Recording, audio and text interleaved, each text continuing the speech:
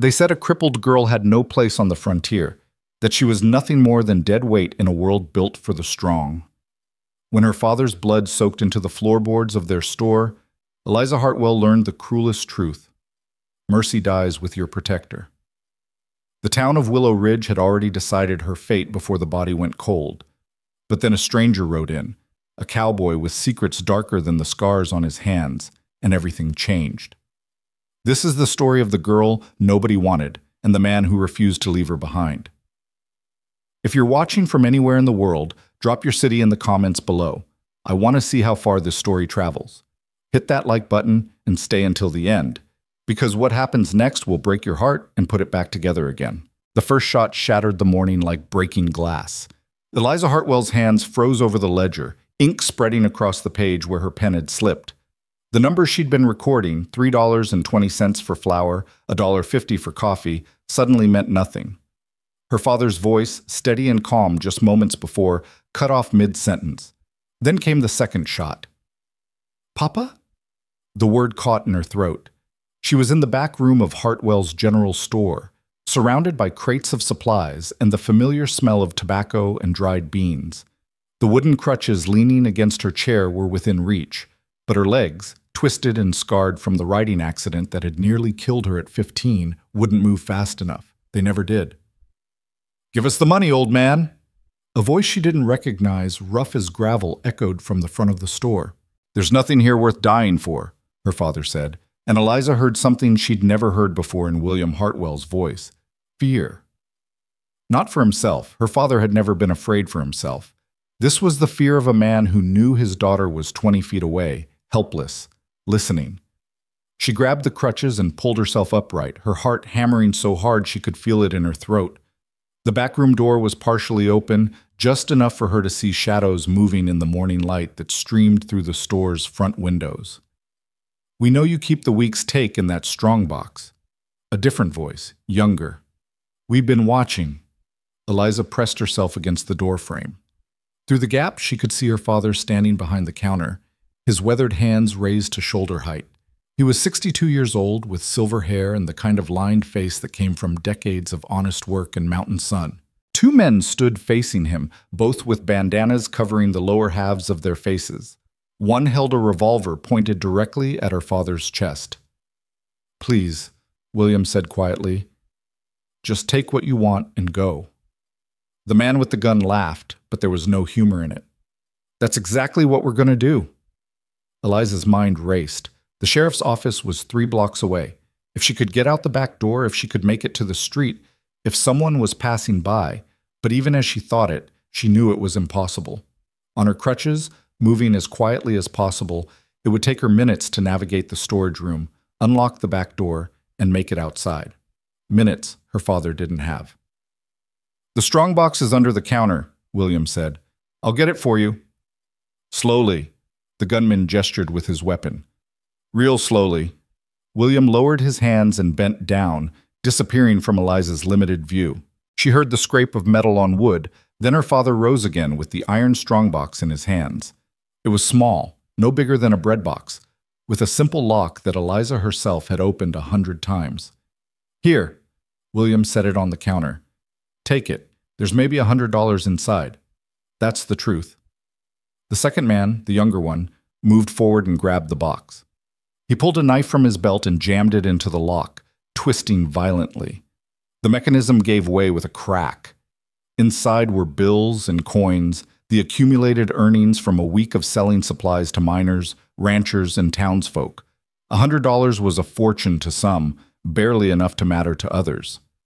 To the Hartwells, it represented survival, money for inventory, for the mortgage on the building, for food and medicine and all the small expenses that kept them alive in Willow Ridge. $100. The younger man's voice dripped with disgust.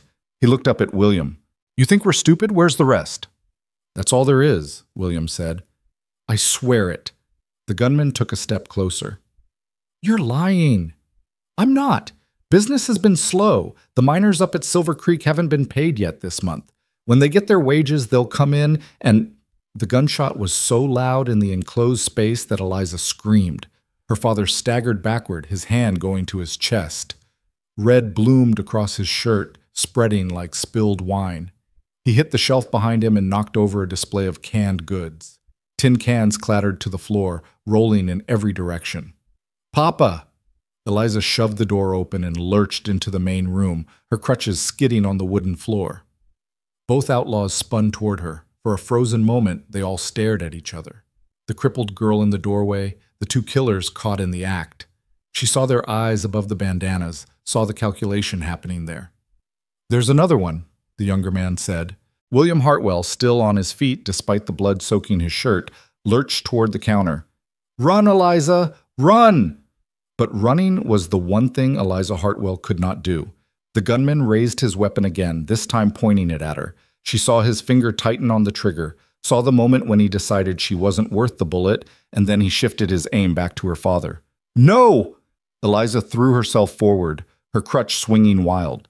The second shot took William Hartwell in the throat. He went down hard, his body crumpling behind the counter like a puppet with cut strings. The sound he made, a wet, choking gurgle, would haunt Eliza for the rest of her life. The two outlaws grabbed the strongbox and ran. Eliza half fell, half crawled to her father's side. Blood was everywhere, hot and sticky, soaking into the sawdust that covered the floor. She pressed her hands to his chest, to his throat, anywhere she could reach, trying desperately to stop the bleeding. "Papa, hold on, please, I'll get help, But William Hartwell's eyes were already glazing over. His hand, slippery with blood, found hers and squeezed once, weakly. His lips moved, forming words she couldn't hear. "What? Papa, what?" Eliza leaned closer, her tears falling on his face. "Love. You?" The words were barely a whisper, more breath than sound. Then he was gone. Eliza knelt there on the blood-soaked floor, holding her father's hand, and screamed until her voice gave out. By the time the sheriff and his deputies arrived, drawn by the gunshots and her cries, she had gone silent. She sat with her back against the counter, her useless legs stretched out in front of her, her father's body cradled in her lap. Sheriff Tom Briggs, a heavy-set man with tobacco-stained whiskers, took one look at the scene and cursed. "Who did this?" Eliza's voice came out flat, dead. "Two men, bandanas. They took the strongbox. Did you recognize them? Anything about their voices, their clothes?" She shook her head. What did it matter? Her father was dead. Recognition wouldn't bring him back. Doc Morrison arrived next, his medical bag in hand, but there was nothing for him to do except confirm what everyone could already see. After a respectful pause, two deputies lifted William Hartwell's body and carried it out to the undertaker's wagon. Eliza watched them go, still sitting on the floor, unable or unwilling to move. "Miss Hartwell?" The sheriff crouched beside her, his knees popping. "I'm powerful sorry about your pa. He was a good man." "Yes." "Is there someone I can fetch for you? Someone who can sit with you?" Eliza almost laughed. "Who?" She had no family left. Her mother had died giving birth to a stillborn son when Eliza was 10.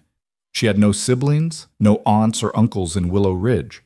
Her father had been everything: parent, protector, business partner, friend. "No," she said, "there's no one." The sheriff's discomfort was palpable.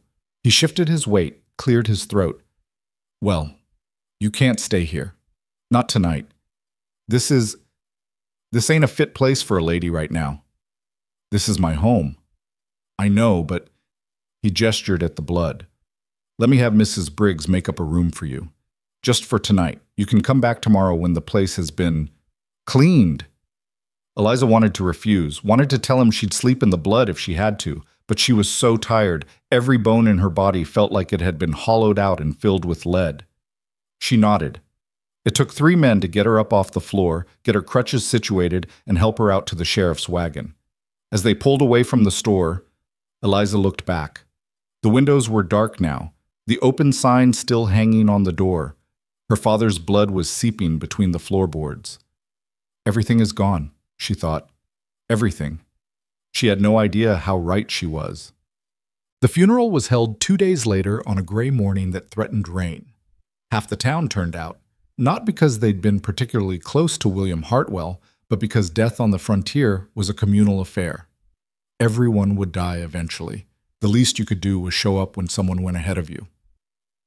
Eliza sat in the front pew of the small church, her crutches leaning beside her. She wore her only black dress, let out at the seams by Mrs. Briggs to fit her now that she was 24 instead of 15, the last time she'd needed mourning clothes. Around her, the townspeople sang hymns and listened to Pastor Williams deliver platitudes about eternal rest and heavenly reward.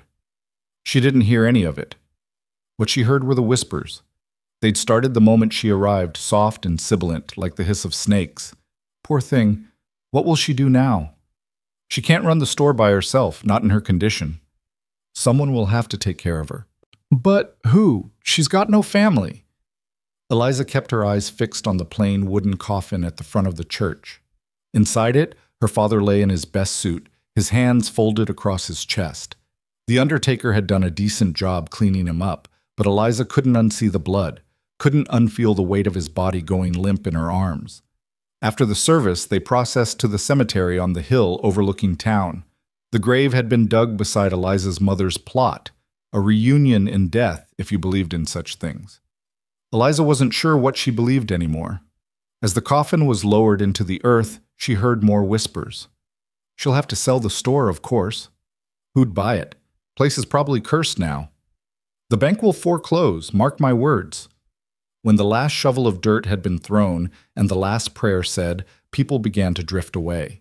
A few offered their condolences to Eliza, quick, awkward words accompanied by even more awkward pats on the shoulder. Most simply avoided her eyes. Then Thomas Blackwood approached. Blackwood was one of Willow Ridge's town councilmen, a prosperous merchant who owned the competing general store on the other side of town. He was in his 50s, well-dressed, with the kind of smooth confidence that came from never having known real hardship. "Miss Hartwell," he said, removing his hat, "my deepest sympathies." "Thank you, Mr. Blackwood. I wonder if I might have a word with you about your situation." Eliza's hands tightened on her crutches. "What situation is that?" "Well," he glanced around as if checking to make sure others were listening. They were. "The matter of your father's store and your own circumstances." "My circumstances," Eliza repeated, her voice flat. "The council has been discussing it, and we believe it would be best, for everyone, you understand, if arrangements were made for your care. Proper arrangements." "I don't need arrangements. I have a home and a business." Blackwood's smile was practiced, patronizing. "Miss Hartwell, please be reasonable. You can't possibly run the store alone, and frankly, the property is valuable. Your father had debts. My father's debts are manageable. The store turns a profit. Perhaps it did when your father was alive to manage it. But now?" He shook his head, the very picture of concerned reasonableness. "A young woman, alone with your limitations. It's simply not practical. The council believes the best course of action would be to sell the property, settle the debts, and use the remaining funds to secure your placement at the state institution in Denver. They have excellent facilities there for people with special needs." The words hit her like a physical blow. An institution. They wanted to lock her away in some miserable building full of the sick and unwanted, out of sight and out of mind. "I don't have special needs, Mr. Blackwood. I have injured legs. My mind works perfectly well." "Of course. Of course. No one is suggesting otherwise. But you must see," he gestured at her crutches. "You can't take care of yourself. Not really. And there's no one here who can properly look after you. I've been taking care of myself for 9 years. I keep the books for the store. I manage inventory. You hobble around a shop while your father did the real work," Blackwood interrupted, his false kindness slipping. "Let's not pretend otherwise. You're a burden, Miss Hartwell, and now that your father is gone, that burden falls to the town. The council has a responsibility to handle this situation in the most practical manner." Other council members were gathering now. Mayor Walsh, Reverend Williams, and Samuel Gates, the banker. They formed a wall of respectability, of civic duty, of men who knew what was best. "The decision has been made," Mayor Walsh said. "We'll give you a week to gather your personal belongings. The store and property will be auctioned to settle debts. You'll be on the Denver stage 2 weeks from today." Eliza looked from one face to another, searching for any hint of compassion, any willingness to listen. She found nothing but determination and discomfort. They'd already decided. She was damaged goods, a problem to be solved, a burden to be removed. "You can't do this," she said, hating the tremor in her voice. "That's my home. My father built that business from nothing." "And now he's gone," Blackwood said bluntly. "You have to face reality, girl. The frontier is no place for cripples." The word hung in the air like a curse. Several of the townspeople who'd been lingering nearby looked away, embarrassed but not disagreeing. This was how it was, their silence said. This was how it had to be. Eliza felt something break inside her chest, not her heart, that had already shattered when her father died. This was something deeper, some last fragile hope that the world might be fair, that people might be kind, that her life might be worth something despite her broken body. "I won't go," she whispered. "You don't have a choice," Mayor Walsh said, not unkindly. "We'll make this as easy on you as we can, but the decision is final." They left her there, standing beside her father's fresh grave, with her crutches sinking slowly into the soft earth. The few remaining townspeople drifted away, their duty done, their consciences clear. She was alone. The first drops of rain began to fall. Eliza spent that night in the room above the store, surrounded by her father's things. His coat still hung on the hook by the door. His tobacco pouch sat on the table, half full. The imprint of his head was still visible on his pillow. She didn't sleep. Instead, she sat by the window and watched the rain turn the street into a river of mud. In 2 weeks, she'd be gone from this place. In 2 weeks, everything her father had built would belong to someone else. In 2 weeks, she'd be locked away in an institution, treated like a child or an invalid, forgotten. No. The thought came from somewhere deep and fierce inside her. No. She wouldn't accept this. She couldn't. But what choice did she have? The council controlled everything. They could evict her, sell the property, ship her off to Denver. She had no legal standing, no money beyond what was in the store's accounts, no family to speak for her. She was exactly what Blackwood had called her, a burden. The rain fell harder. Eliza pressed her forehead against the cool glass and closed her eyes. "I don't know what to do, Papa," she whispered. "Tell me what to do." But her father was gone, and the dead offered no counsel. Morning came gray and cold. Eliza woke slumped in the chair by the window, her neck stiff and her legs aching. The rain had stopped, leaving the world washed clean and dripping. She made herself get up, get dressed, go through the motions of living. The store was closed, would remain closed according to the council's orders until the auction. But Eliza unlocked it anyway and went inside. Someone had cleaned up the blood while she was at the sheriff's house that first night. The floor was spotless, the overturned shelves righted, the scattered cans returned to their places. It looked exactly as it had before the robbery, except for the emptiness. Her father wasn't behind the counter. He'd never be behind the counter again.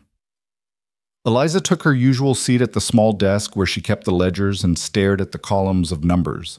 Everything was here: receipts, orders, accounts payable and receivable. The business was sound.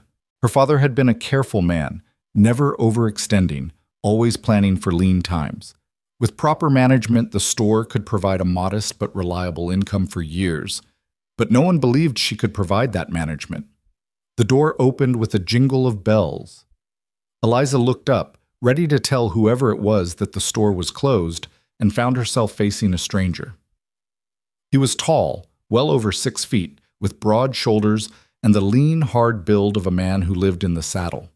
His clothes were worn but clean: denim pants, a faded blue shirt, a leather vest scarred with age and use. A gun hung low on his hip, tied down like he knew how to use it. His face was weathered, probably in his mid-30s, with eyes the color of creek water, and a few days' worth of dark stubble on his jaw. But what struck Eliza most was the way he looked at her.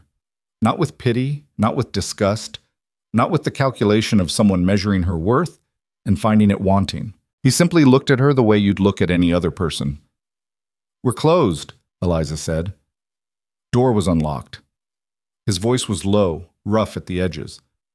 "I'm looking for supplies, trail rations, coffee, ammunition, if you've got it." The store's closed, she repeated. There's another general store on... I know about Blackwood's place. I'd rather give my money to someone else. Eliza studied him. You know Mr. Blackwood? Met him yesterday when I rode in. Didn't care for him much. The stranger stepped further into the store, his boots quiet on the floorboards. He glanced around with the air of someone cataloging inventory. Heard about what happened here, your father. I'm sorry. Thank you. Also heard the council's planning to run you out. Eliza's hands clenched in her lap. News travels fast. Small town, walls have ears. He picked up a can of peaches, examined it, set it back precisely where it had been. Seems to me a woman who can keep books and manage inventory can run a store just fine. Legs don't have much to do with it. Something in Eliza's chest loosened, just a fraction. You'd think that. The council disagrees. The council sounds like a pack of fools. Despite everything, Eliza felt the corner of her mouth twitch, almost a smile. Are you always this blunt with strangers? Generally, yes. He turned to face her fully. Name's Caleb Rowe. I'm a drover, mostly. Move cattle up from Texas to the railheads, sometimes work as a ranch hand or trail guide. I've been on the trail for 3 months, and I'm low on supplies. If you'll sell to me, I'll buy. If not, I'll move on. There was something almost hypnotic about his directness. No pretense, no games, just plain speaking. Eliza found herself wanting to trust him, which was dangerous. She'd learned the hard way that trust was a luxury she couldn't afford. Why do you care about giving your money to me instead of Blackwood? Caleb shrugged. Like I said, didn't care for him. Plus, I've got a stubborn streak. When I see someone getting pushed around for no good reason, it rubs me wrong. You don't even know me. Don't have to. I know injustice when I see it. He paused. Look, I'm not asking for charity, and I'm not offering any. Just commerce. You've got what I need, I've got money. Simple as that. Eliza considered. The council had told her to keep the store closed, but they didn't own it yet. Not for another 2 weeks. Until then, it was still hers, still her father's legacy. Why shouldn't she sell to whoever walked through the door? All right, she said. Tell me what you need. They spent the next 20 minutes assembling supplies. Caleb proved to be a knowledgeable buyer, selecting items with care, asking intelligent questions about quality and price.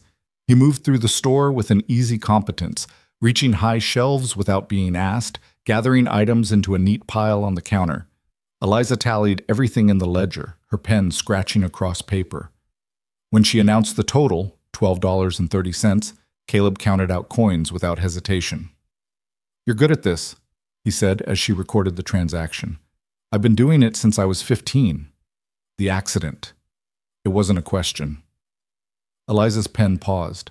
Most people never mentioned it directly, preferring to dance around the subject with euphemisms and averted eyes. How did you know? You move like someone who used to move different, someone who remembers what it was like before. He gathered his purchases. I've seen men after the war with the same look. Bodies changed, but minds remembering. It was perhaps the most accurate description Eliza had ever heard. She did remember. Every single day she remembered running through fields, riding horses, dancing at the harvest festival, and every single day she felt the phantom echo of those movements, forever out of reach. You're observant, she said quietly. Pays to be. Caleb hefted his supplies. I appreciate the business, Miss Hartwell. I expect I'll be in town a few more days. Mind if I come back if I need anything else? The store will probably be closed. The council doesn't own it yet. He met her eyes. Until they do, seems to me you've got every right to run your business as you see fit. With that, he touched the brim of his hat and walked out. Eliza sat alone in the empty store, staring at the $12.30 on the counter. It wasn't much. It wouldn't save her. But it was something. A small act of rebellion, a tiny assertion of her right to exist in this space. She opened the ledger and made a note in her neat, precise handwriting. Sale to C. Rowe, $12.30, paid in full. Then she underlined it twice. For the next 3 days, Eliza continued to open the store. Not all day, she didn't have the energy for that, but for a few hours each morning. A handful of customers trickled in, Mostly people who'd known her father and felt some loyalty to his memory. She sold flour and sugar, nails and rope, coffee and tobacco. The amounts were small, but they added up. On the fourth day, Thomas Blackwood arrived. He barged through the door without knocking, his face red with anger. "What do you think you're doing?" Eliza, who'd been organizing the dry goods shelf, turned slowly on her crutches. "Running my store." "The council ordered you to close it." "The council suggested I close it. They don't own it yet." "You're interfering with the auction process. This is obstruction of—" "This is my property, Mr. Blackwood, and I'll operate it as I see fit until the day you pry the deed from my hands." Blackwood's eyes narrowed. "You're making this harder than it needs to be." "Good." He stepped closer, looming over her. Eliza refused to back down, though her heart hammered in her chest. This was a powerful man, a man used to getting his way, a man who saw her as nothing more than an obstacle. "Listen to me, girl," he said, his voice low and dangerous. "You're going to Denver whether you like it or not. The only question is whether you go quietly or whether we have to drag you onto that stage. Keep pushing, and I'll make sure it's the latter." "You'd manhandle a crippled woman in front of the whole town?" Eliza kept her voice steady, though inside she was shaking. "That would look wonderful for your reputation, Mr. Blackwood." His hand twitched, and for a moment she thought he might actually strike her. But then footsteps sounded on the boardwalk outside, and Blackwood took a deliberate step back. Caleb Rowe walked in. He took in the scene, Blackwood standing over Eliza, her white-knuckled grip on her crutches, the tension crackling in the air, and his expression went very still. "There a problem here?" he asked mildly. "This is none of your concern, Drifter," Blackwood snapped. "Seems like it might be, seeing as how I'm a customer." Caleb moved to stand beside Eliza, not touching her, but close enough to make his position clear. "Miss Hartwell, you all right?" "I'm fine," Eliza said, though her voice shook slightly. Caleb looked at Blackwood. "Then maybe you should leave. Store's open for business, not for harassment." "You don't know what you're interfering with." "Don't much care either." The two men stared at each other. Blackwood was soft from years of prosperity, while Caleb had the coiled readiness of a man who'd survived by being harder and faster than whoever was trying to kill him. It wasn't a fair match, and everyone in the room knew it. Blackwood backed down first. "This isn't over," he said to Eliza. 2 weeks. That's all you've got." He stormed out, slamming the door hard enough to rattle the windows. Eliza sagged against the counter, suddenly exhausted. "Thank you," she said to Caleb. "You didn't have to do that." "Yes, I did." He studied her with those calm creek water eyes. "He was about to put his hands on you." "He wouldn't have. Not with witnesses. Maybe not today, but men like that, they push until someone pushes back." Caleb leaned against the counter. "I meant what I said before. This is an injustice. You're being railroaded because you don't fit their idea of what a woman should be, what a business owner should be. It's wrong." Eliza laughed, but there was no humor in it. "Wrong doesn't matter much when you're powerless. You're not powerless. I'm a crippled woman with no family, no money, and no legal standing. What would you call that?" "I'd call it someone who needs an ally." Caleb straightened. "What if I told the council I'm your business partner?" Eliza stared at him. "What?" "Your business partner. We've been working together for months. I've been the one doing the heavy lifting, moving inventory, making deliveries. You've been managing the books and the finances. Together, we run this place. That's why the store's been so successful." "That's a lie." "That's a strategy." He smiled slightly. "You think the council's playing fair? They're not. So why should you?" "They'll never believe it. They know my father ran this store alone." "Did they? Your father was getting on in years. Makes sense he'd have taken on a silent partner to handle the physical labor. And once he died, makes sense that partner would step forward to keep the business running with the daughter who knows the books." Eliza's mind raced. It was audacious, crazy, and completely transparent. The council would see right through it. But then again, what if they didn't? What if the mere existence of a male partner, someone deemed capable by frontier standards, was enough to change their calculation? "Why would you do this?" she asked. "You don't know me. This isn't your fight." Caleb was quiet for a moment. Let's just say I know what it's like to be judged for things outside your control. And I know what it's like when no one stands up for you. I'm standing up for you, Miss Hartwell. Question is, will you let me? It was a risk. He could be a con artist, planning to swindle her out of what little she had. He could be unstable, dangerous. But when Eliza looked into his eyes, she didn't see deception. She saw something she recognized: loneliness. The loneliness of someone who'd been on the outside for too long. Maybe that's why she said yes. All right, Eliza whispered. Partners. Caleb's smile was small but genuine. Partners. Now, let's go talk to the council before they get that auction notice posted. Who? The town council met in the back room of Mayor Walsh's hotel, a space that smelled of cigar smoke and self-importance. When Eliza and Caleb walked in, or rather when Caleb walked in and Eliza hobbled in on her crutches, the conversation died. Mayor Walsh looked up from the papers he'd been reviewing.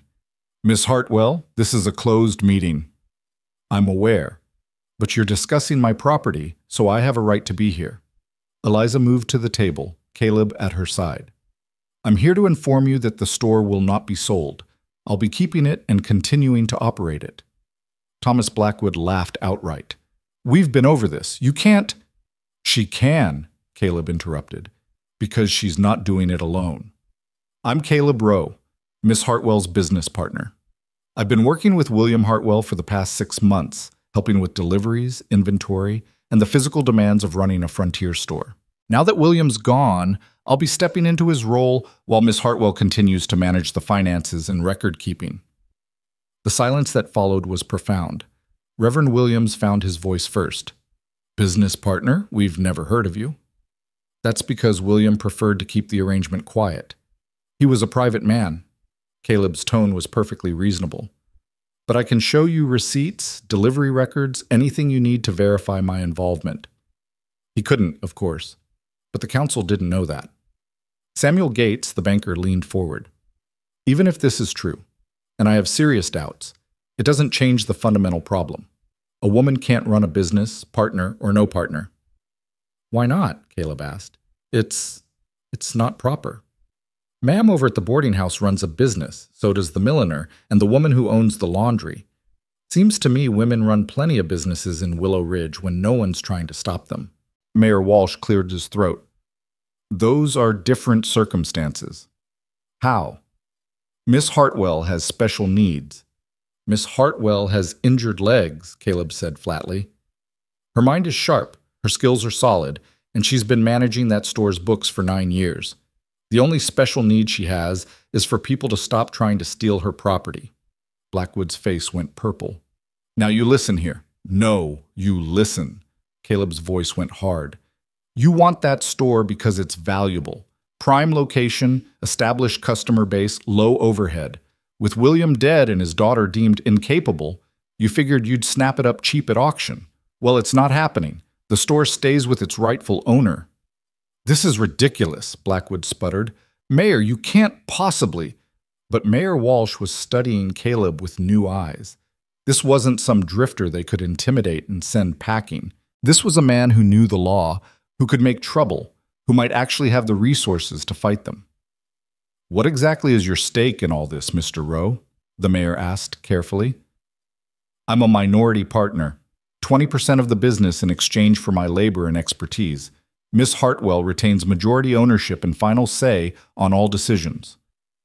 It was a reasonable arrangement, the kind that happened all the time in small businesses. More importantly, it was just plausible enough to give the council pause. We'll need to see documentation, Samuel Gates said. Partnership agreements, financial records, proof of Mr. Rowe's investment. Of course, Caleb said smoothly. We'll have everything drawn up by the end of the week, which gave them time to actually create those documents, to build the framework of their fiction. Eliza's mind was already working through the logistics, figuring out what they'd need, how to make it look legitimate. The council members exchanged glances. They'd been outmaneuvered, and they knew it. Oh, they could still force the issue, could demand immediate proof, could call Caleb's bluff. But that would mean openly admitting they were trying to steal a woman's property, which would look very bad indeed. Finally, Mayor Walsh nodded. Very well. We'll postpone the auction pending review of the partnership documentation. You have 1 week, Miss Hartwell. If everything is in order, the council will reconsider its position. It wasn't a victory, but it was a reprieve. As they left the hotel, Eliza realized she was shaking. Not from fear, from exhilaration. For the first time since her father died, she felt something other than helpless grief. She felt like she might actually have a chance. "Thank you," she said to Caleb as they stood on the boardwalk. "I don't know how I'll ever repay you for this." "You already did," Caleb said. "You trusted me. That's payment enough." He tipped his hat and walked away, leaving Eliza standing in the afternoon sun with her crutches and her hope, and the first real smile she'd managed in a week. She didn't notice Thomas Blackwood watching from the hotel window, his expression dark with fury. And she didn't know that in 1 week's time, everything would change again. But for now, in this moment, she was still fighting, and that was enough. The week that followed was the hardest work Eliza had ever done, and she'd spent 9 years learning to do everything twice as hard as anyone else. She and Caleb met every morning before dawn in the store's back room, surrounded by ledgers, receipts, and blank partnership agreements Caleb had purchased from the town clerk. The documents had to look authentic, which meant building a paper trail that stretched back 6 months, falsifying delivery records, creating payment receipts, forging her father's signature on documents that had never existed. Eliza's hands cramped from writing, her conscience from lying. But every time doubt crept in, she remembered Thomas Blackwood's face, the council's casual dismissal of her humanity, and she kept writing. "This one needs to be dated March 15th, Caleb said, studying a supply ledger. "Make it for 200 pounds of grain. I supposedly hauled it from the mill." Eliza dipped her pen in ink. "You know this is fraud. You know what they're doing is theft. Sometimes you fight fire with fire." He glanced at her. "You having second thoughts?" "Every minute." She began writing, her penmanship perfect despite her exhaustion. "But I'm doing it anyway." Caleb smiled slightly. "That's courage, Miss Hartwell. Real courage isn't the absence of fear. It's being terrified and doing the thing anyway. Where'd you learn that? Some cowboy philosophy?" "The war."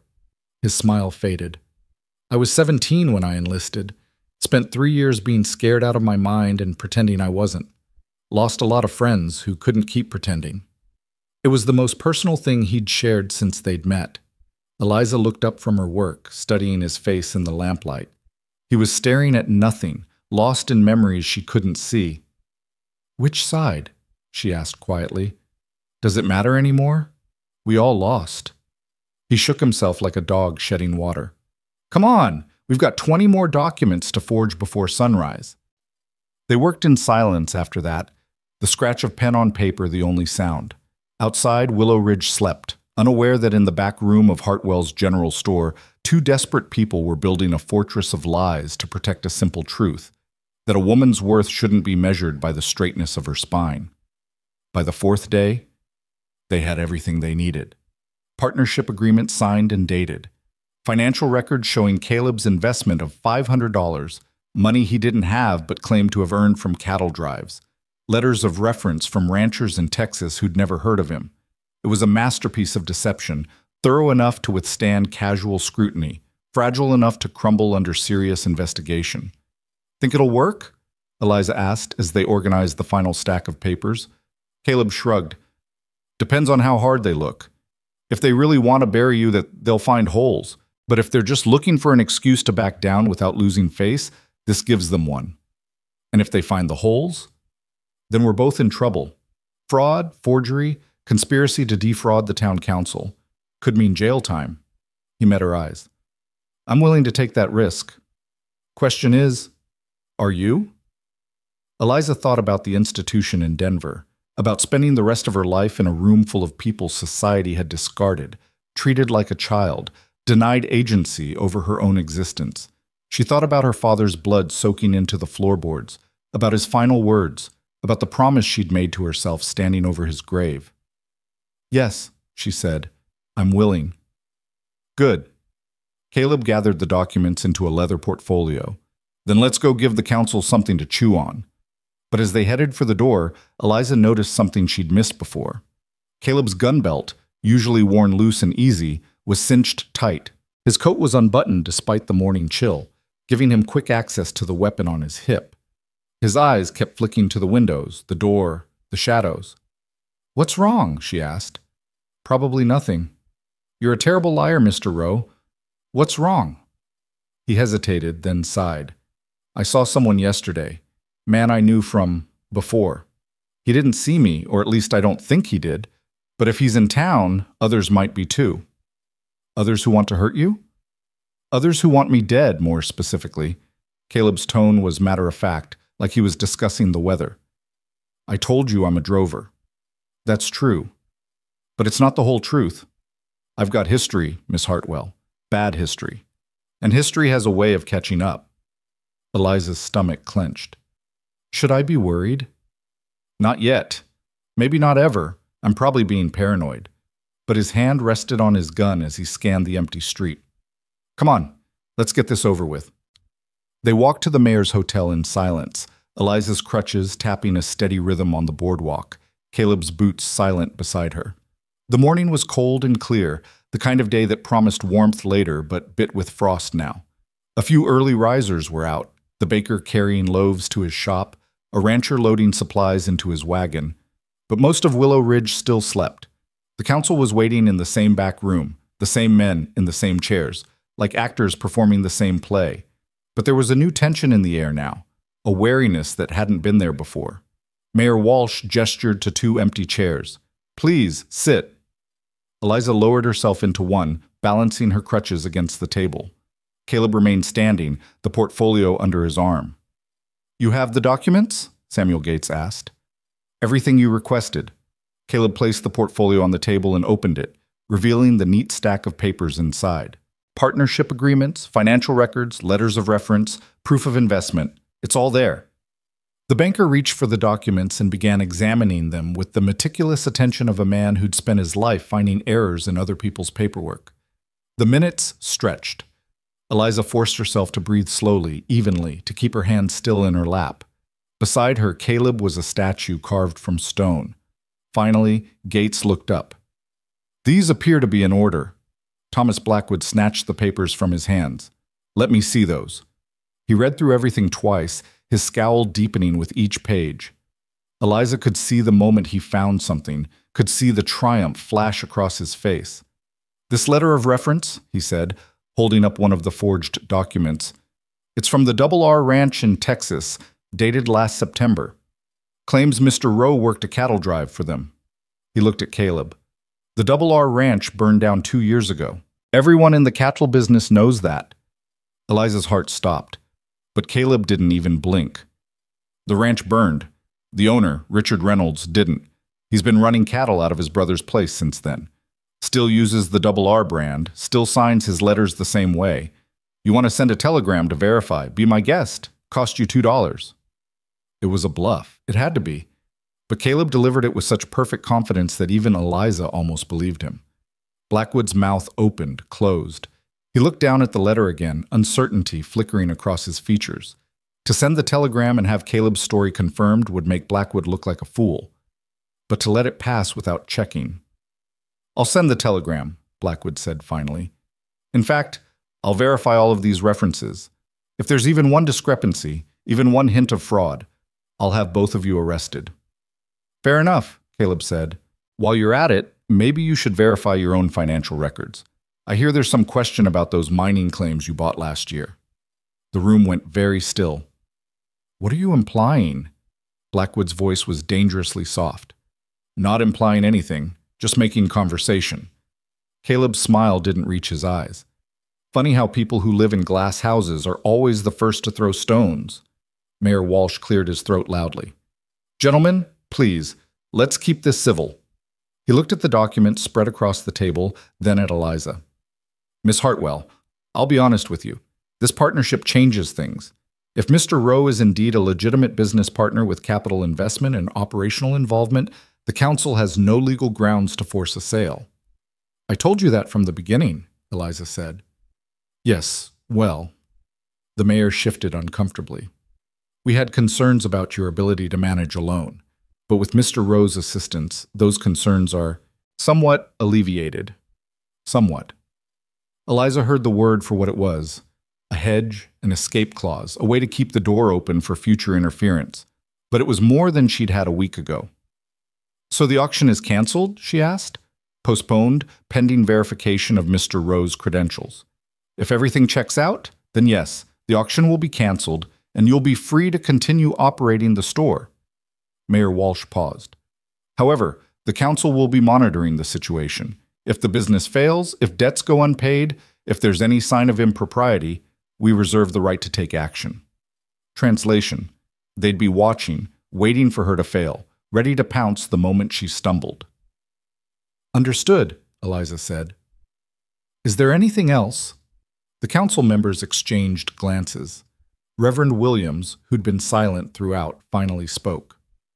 "There is one other matter, Miss Hartwell, with Mr. Rowe living under the same roof." "He doesn't live there," Eliza interrupted. "He has a room at Mrs. Chen's boarding house." This was news to Caleb, judging by the slight twitch of his eyebrow, but he didn't contradict her. "I see," the Reverend said, though he didn't sound entirely convinced. "Even so, a young unmarried woman and a man working in close proximity, without proper supervision, it raises questions of propriety." Eliza wanted to laugh. They were worried about her virtue? They'd been planning to ship her off to rot in an institution, but now they were concerned about propriety? "Mrs. Henderson from the millinery comes by every afternoon," she lied smoothly. "She and I have tea while we go over the accounts." "Is that sufficient supervision, Reverend?" Williams frowned, but nodded. "I suppose that's acceptable." "Then we're done here." Caleb gathered the documents and returned them to the portfolio. "Unless you gentlemen have any other concerns you'd like to raise?" Silence. "Good day, then." Caleb offered his arm to Eliza. She took it, pulling herself upright and settling her crutches into place. Together, they walked out of the room, down the hotel stairs, and into the morning sunlight. They didn't speak until they were halfway back to the store. Then Caleb said quietly, "That was close. Too close. If you hadn't known about the Double R Ranch—" "I didn't. I gambled." He looked at her. "The ranch burning down is true. I heard about it years ago.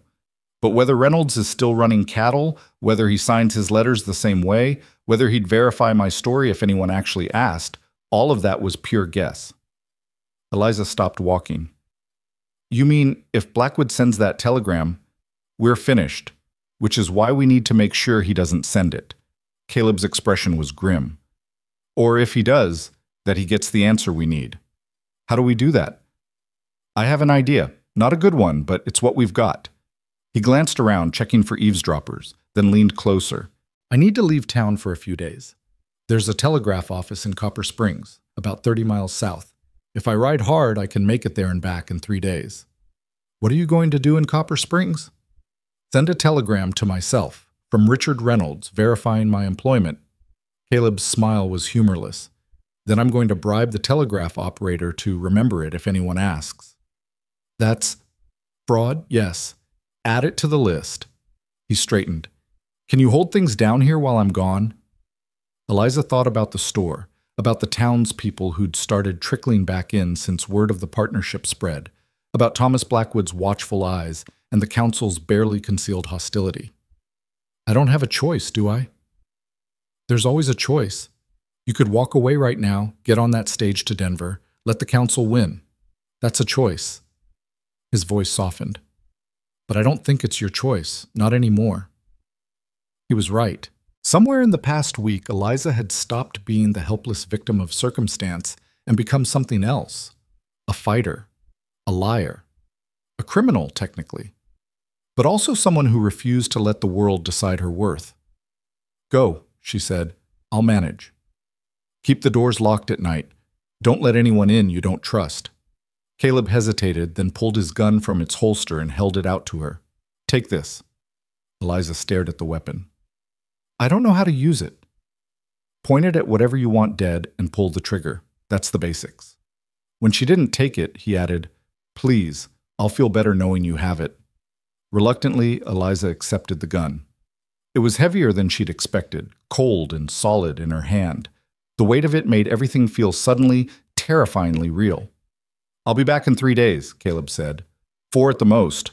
If I'm not back by then, don't say that. If I'm not back, go to the sheriff. Tell him everything. The forgeries, the fraud, all of it. Better to face charges than to face what might be coming if things go wrong. What might be coming? Eliza gripped his arm. Caleb, what aren't you telling me? Nothing you need to worry about yet. He gently removed her hand from his sleeve. Just be careful. Trust your instincts. And if anything feels wrong, anything at all, get somewhere safe. Before she could ask more questions, he was gone, striding toward the livery stable where he'd boarded his horse. Eliza watched him go, the gun heavy in her hand, and felt the first real stirrings of fear. What had she gotten herself into? The next 2 days passed in a strange, suspended tension. Eliza opened the store each morning and closed it each evening, serving customers who pretended not to stare at her, who whispered when they thought she couldn't hear. She kept the ledgers, organized inventory, and tried not to think about Caleb riding hard toward Copper Springs on an errand of fraud and deception. Mrs. Henderson did not, in fact, come by for tea, but Mrs. Chen from the boarding house did, bringing soup and bread and curious questions about Mr. Rowe. He's a good man, the elderly Chinese woman said, settling into the chair across from Eliza's desk. Quiet, pays his rent on time, but troubled, yes? I see it in his eyes. We're all troubled, Mrs. Chen. Some more than others. The old woman's gaze was sharp despite her age. You be careful with that one, Miss Eliza. He has the look of a man running from something. Or toward something, Eliza murmured. Same thing, sometimes. Mrs. Chen patted her hand. But he stood up for you. That counts for much. Just keep your eyes open. That night, Eliza locked the store's doors and windows, checked them twice, then carried Caleb's gun upstairs to her room. She set it on the nightstand within easy reach and lay in bed staring at the ceiling, listening to every creak and groan of the old building. Sleep came in fits and starts, punctuated by dreams of her father's blood and shadowy figures at the window.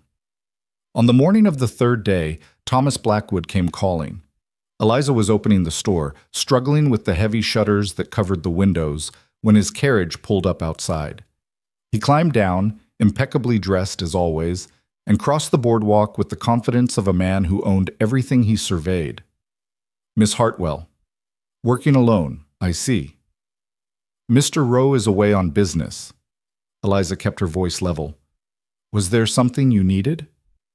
Just checking on your operation, making sure everything is running smoothly. His smile was cold. Where's your partner exactly? Copper Springs, meeting with suppliers. Copper Springs. Blackwood savored the words. Interesting. I sent telegrams yesterday to all the references in Mr. Rowe's documentation. Haven't heard back yet, but I expect to soon. Eliza's blood ran cold, but she kept her expression neutral. I'm sure you will. Mr. Rowe's credentials are impeccable. We'll see. He stepped closer, invading her space in a way that made her skin crawl. You know, Miss Hartwell, this would all be much easier if you just accepted reality. You can't win. Sooner or later, your little charade will fall apart, and when it does, you'll face consequences far worse than a trip to Denver. Are you threatening me, Mr. Blackwood? I'm warning you. There's a difference. He glanced around the store, his expression calculating. This building, this inventory, it's worth quite a bit. I'm prepared to make you a fair offer. Sell to me now, walk away with enough money to start fresh somewhere else, and I'll forget about the fraud you and your partner are clearly committing. The answer is no. You're making a mistake. That's my right. Now please leave. I have work to do. Blackwood's jaw tightened. For a moment, Eliza thought he might actually lose his temper, might drop the pretense of civility and show her who he really was, but then he smiled again, that cold, calculated smile. Very well, but don't say I didn't give you a chance. He tipped his hat mockingly. Good day, Miss Hartwell. I'll be in touch when the telegrams arrive. He left, and Eliza stood in the doorway watching his carriage disappear down the street. Her hands were shaking. She pressed them flat against the doorframe and concentrated on breathing. Caleb had been gone 3 days. If he didn't return soon with his forged telegram, If Blackwood's inquiries reached Texas before Caleb's bribed telegraph operator could intercept them, it was over. She'd be arrested, charged with fraud, possibly imprisoned. And even if she somehow avoided jail, the store would be taken, her father's legacy destroyed, and she'd end up exactly where the council wanted her, powerless and invisible. "Please," she whispered to the empty street, "please come back." But the street offered no answers. That evening, as Eliza was closing the store, she heard hoofbeats. Fast, urgent, the sound of a horse being ridden hard. She grabbed Caleb's gun from where she'd hidden it under the counter and moved to the window. A rider was coming up the street, silhouetted against the setting sun. As he drew closer, Eliza's heart leapt. It was Caleb, his horse lathered and blowing, dust coating his clothes and face. He dismounted before the animal had fully stopped and burst through the door. "Did Blackwood send those telegrams?" "Yesterday. He came by this morning to gloat about it." "Damn." Caleb pulled a crumpled piece of paper from his pocket. "I got to Copper Springs, sent the telegram from Reynolds, bribed the operator. But it takes time for messages to reach Texas and get responses. If Blackwood's telegrams beat mine—" "We're finished," Eliza said. "I know." They stared at each other, both exhausted, both terrified, both too stubborn to quit. "There's something else," Caleb said quietly. "While I was in Copper Springs, I heard things. Men asking about me. About a drover named Rowe who might be in the area." His hand drifted to where his gun should have been, then remembered he'd given it to Eliza. "They're getting close. The men from my past. If they find me here, they'll hurt anyone near you," Eliza finished. "I understand." "No, you don't." He moved closer, his voice urgent. "These aren't outlaws looking for a payday. They're killers, Eliza. Men I rode with, men I betrayed. They want me dead, and they won't care who gets caught in the crossfire." It was the first time he'd used her given name. The intimacy of it, here in the failing light with danger closing in from all sides, made her throat tight. "Then leave," she said. "Go now before they find you. I'll handle things here. You'll be arrested the moment those telegrams come back wrong. Maybe. Maybe not. Maybe I can convince them it was all you're doing, that you conned me." She smiled without humor. "It's not that far from the truth. I'm not leaving you to face this alone. You don't have a choice. Your past is catching up. You said so yourself. Better you disappear before it gets here." Eliza held out his gun. "Take it. You'll need it more than I will." Caleb didn't move. "If I leave, Blackwood wins. The council wins. They take everything. If you stay, you die, and probably get me killed too." She thrust the gun toward him again. "Please, I've already lost my father. I can't watch someone else die because of me."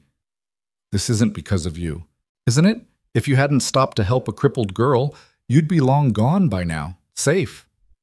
"I'd be alone," Caleb said quietly. "I've been alone for 5 years, Eliza. Running, hiding, never staying anywhere long enough to matter.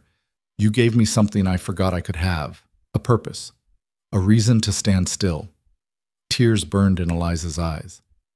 "Don't say things like that." "Why not? It's the truth." He reached out and gently took the gun from her hand, but instead of holstering it, he set it on the counter between them. "I'm not leaving. We started this together. We'll finish it together. Whatever comes." "That's insane." "Probably." His smile was crooked, tired, real. "But I've done a lot of insane things in my life. This is the first one that feels right." Outside, the sun slipped below the horizon, painting the sky blood red. In the gathering darkness, Eliza and Caleb stood on opposite sides of the counter, two people bound together by lies and desperation and something else, something fragile and new and terrifying. "All right," Eliza whispered. "Together. Together." Neither of them saw the figure watching from across the street, a man with hard eyes and a scarred face, his hand resting on the gun at his hip. Neither of them knew that the next morning would bring more than just Blackwood's telegrams. It would bring reckoning. But for now, in this moment, they had each other.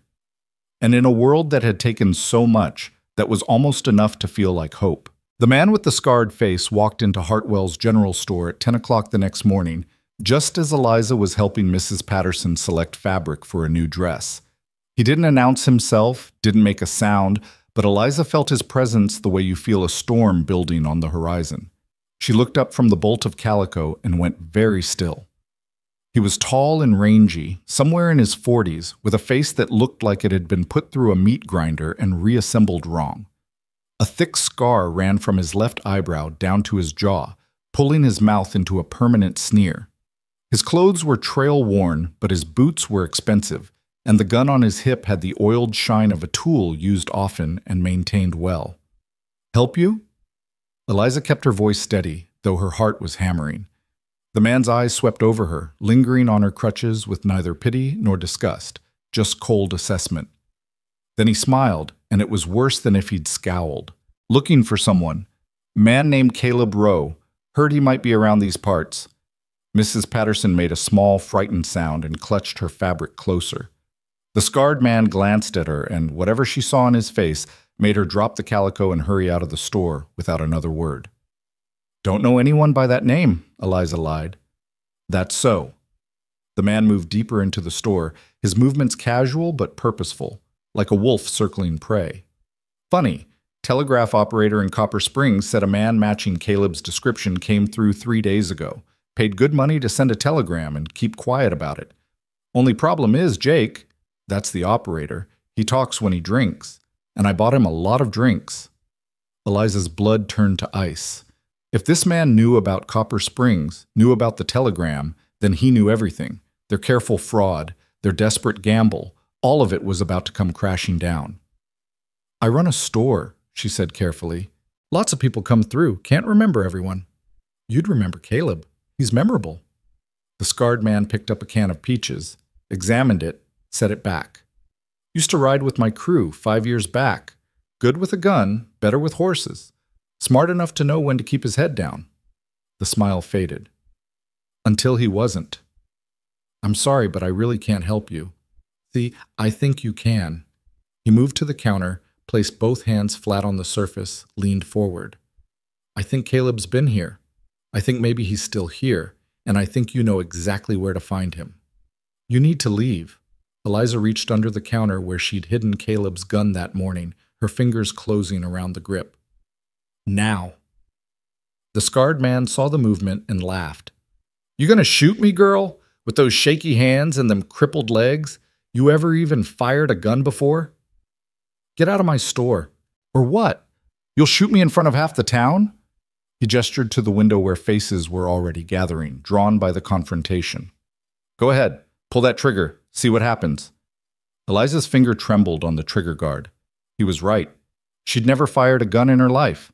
And even if she could bring herself to shoot, even if her hand stayed steady enough to aim, killing a man in her store would destroy everything she'd fought for. The back door opened.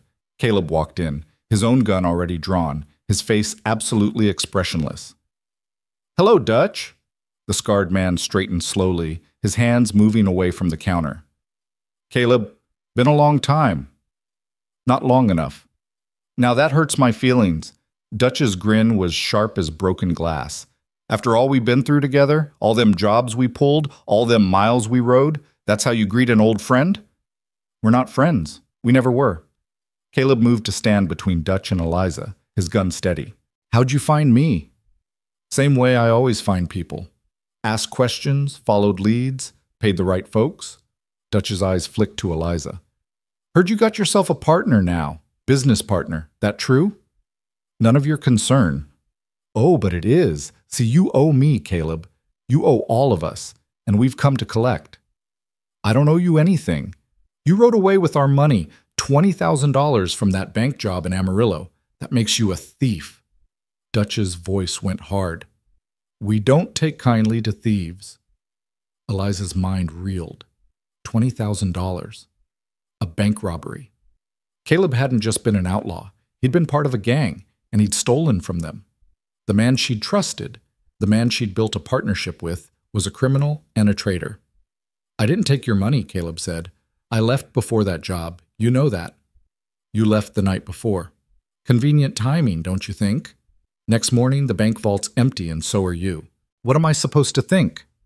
"Think what you want. I'm not the one who robbed that bank." "Then where were you? Where'd you go?" Dutch took a step forward. Caleb's gun rose slightly in warning, and Dutch stopped. You disappeared, fell off the face of the earth. Man does that, it's because he's got something to hide. I left because I was done. Done with the killing, done with the running, done with men like you. Caleb's voice was quiet, but absolute. I walked away to save whatever was left of my soul, and I didn't take a damn thing that wasn't mine. Prove it. I don't have to prove anything to you. They stared at each other, two men with guns and history and hatred between them. The store was silent except for the ticking of the clock on the wall and Eliza's ragged breathing. Finally, Dutch smiled again. Well, guess we're at an impasse then. You say you didn't take the money, I say you did. Only one way to settle it that I can see.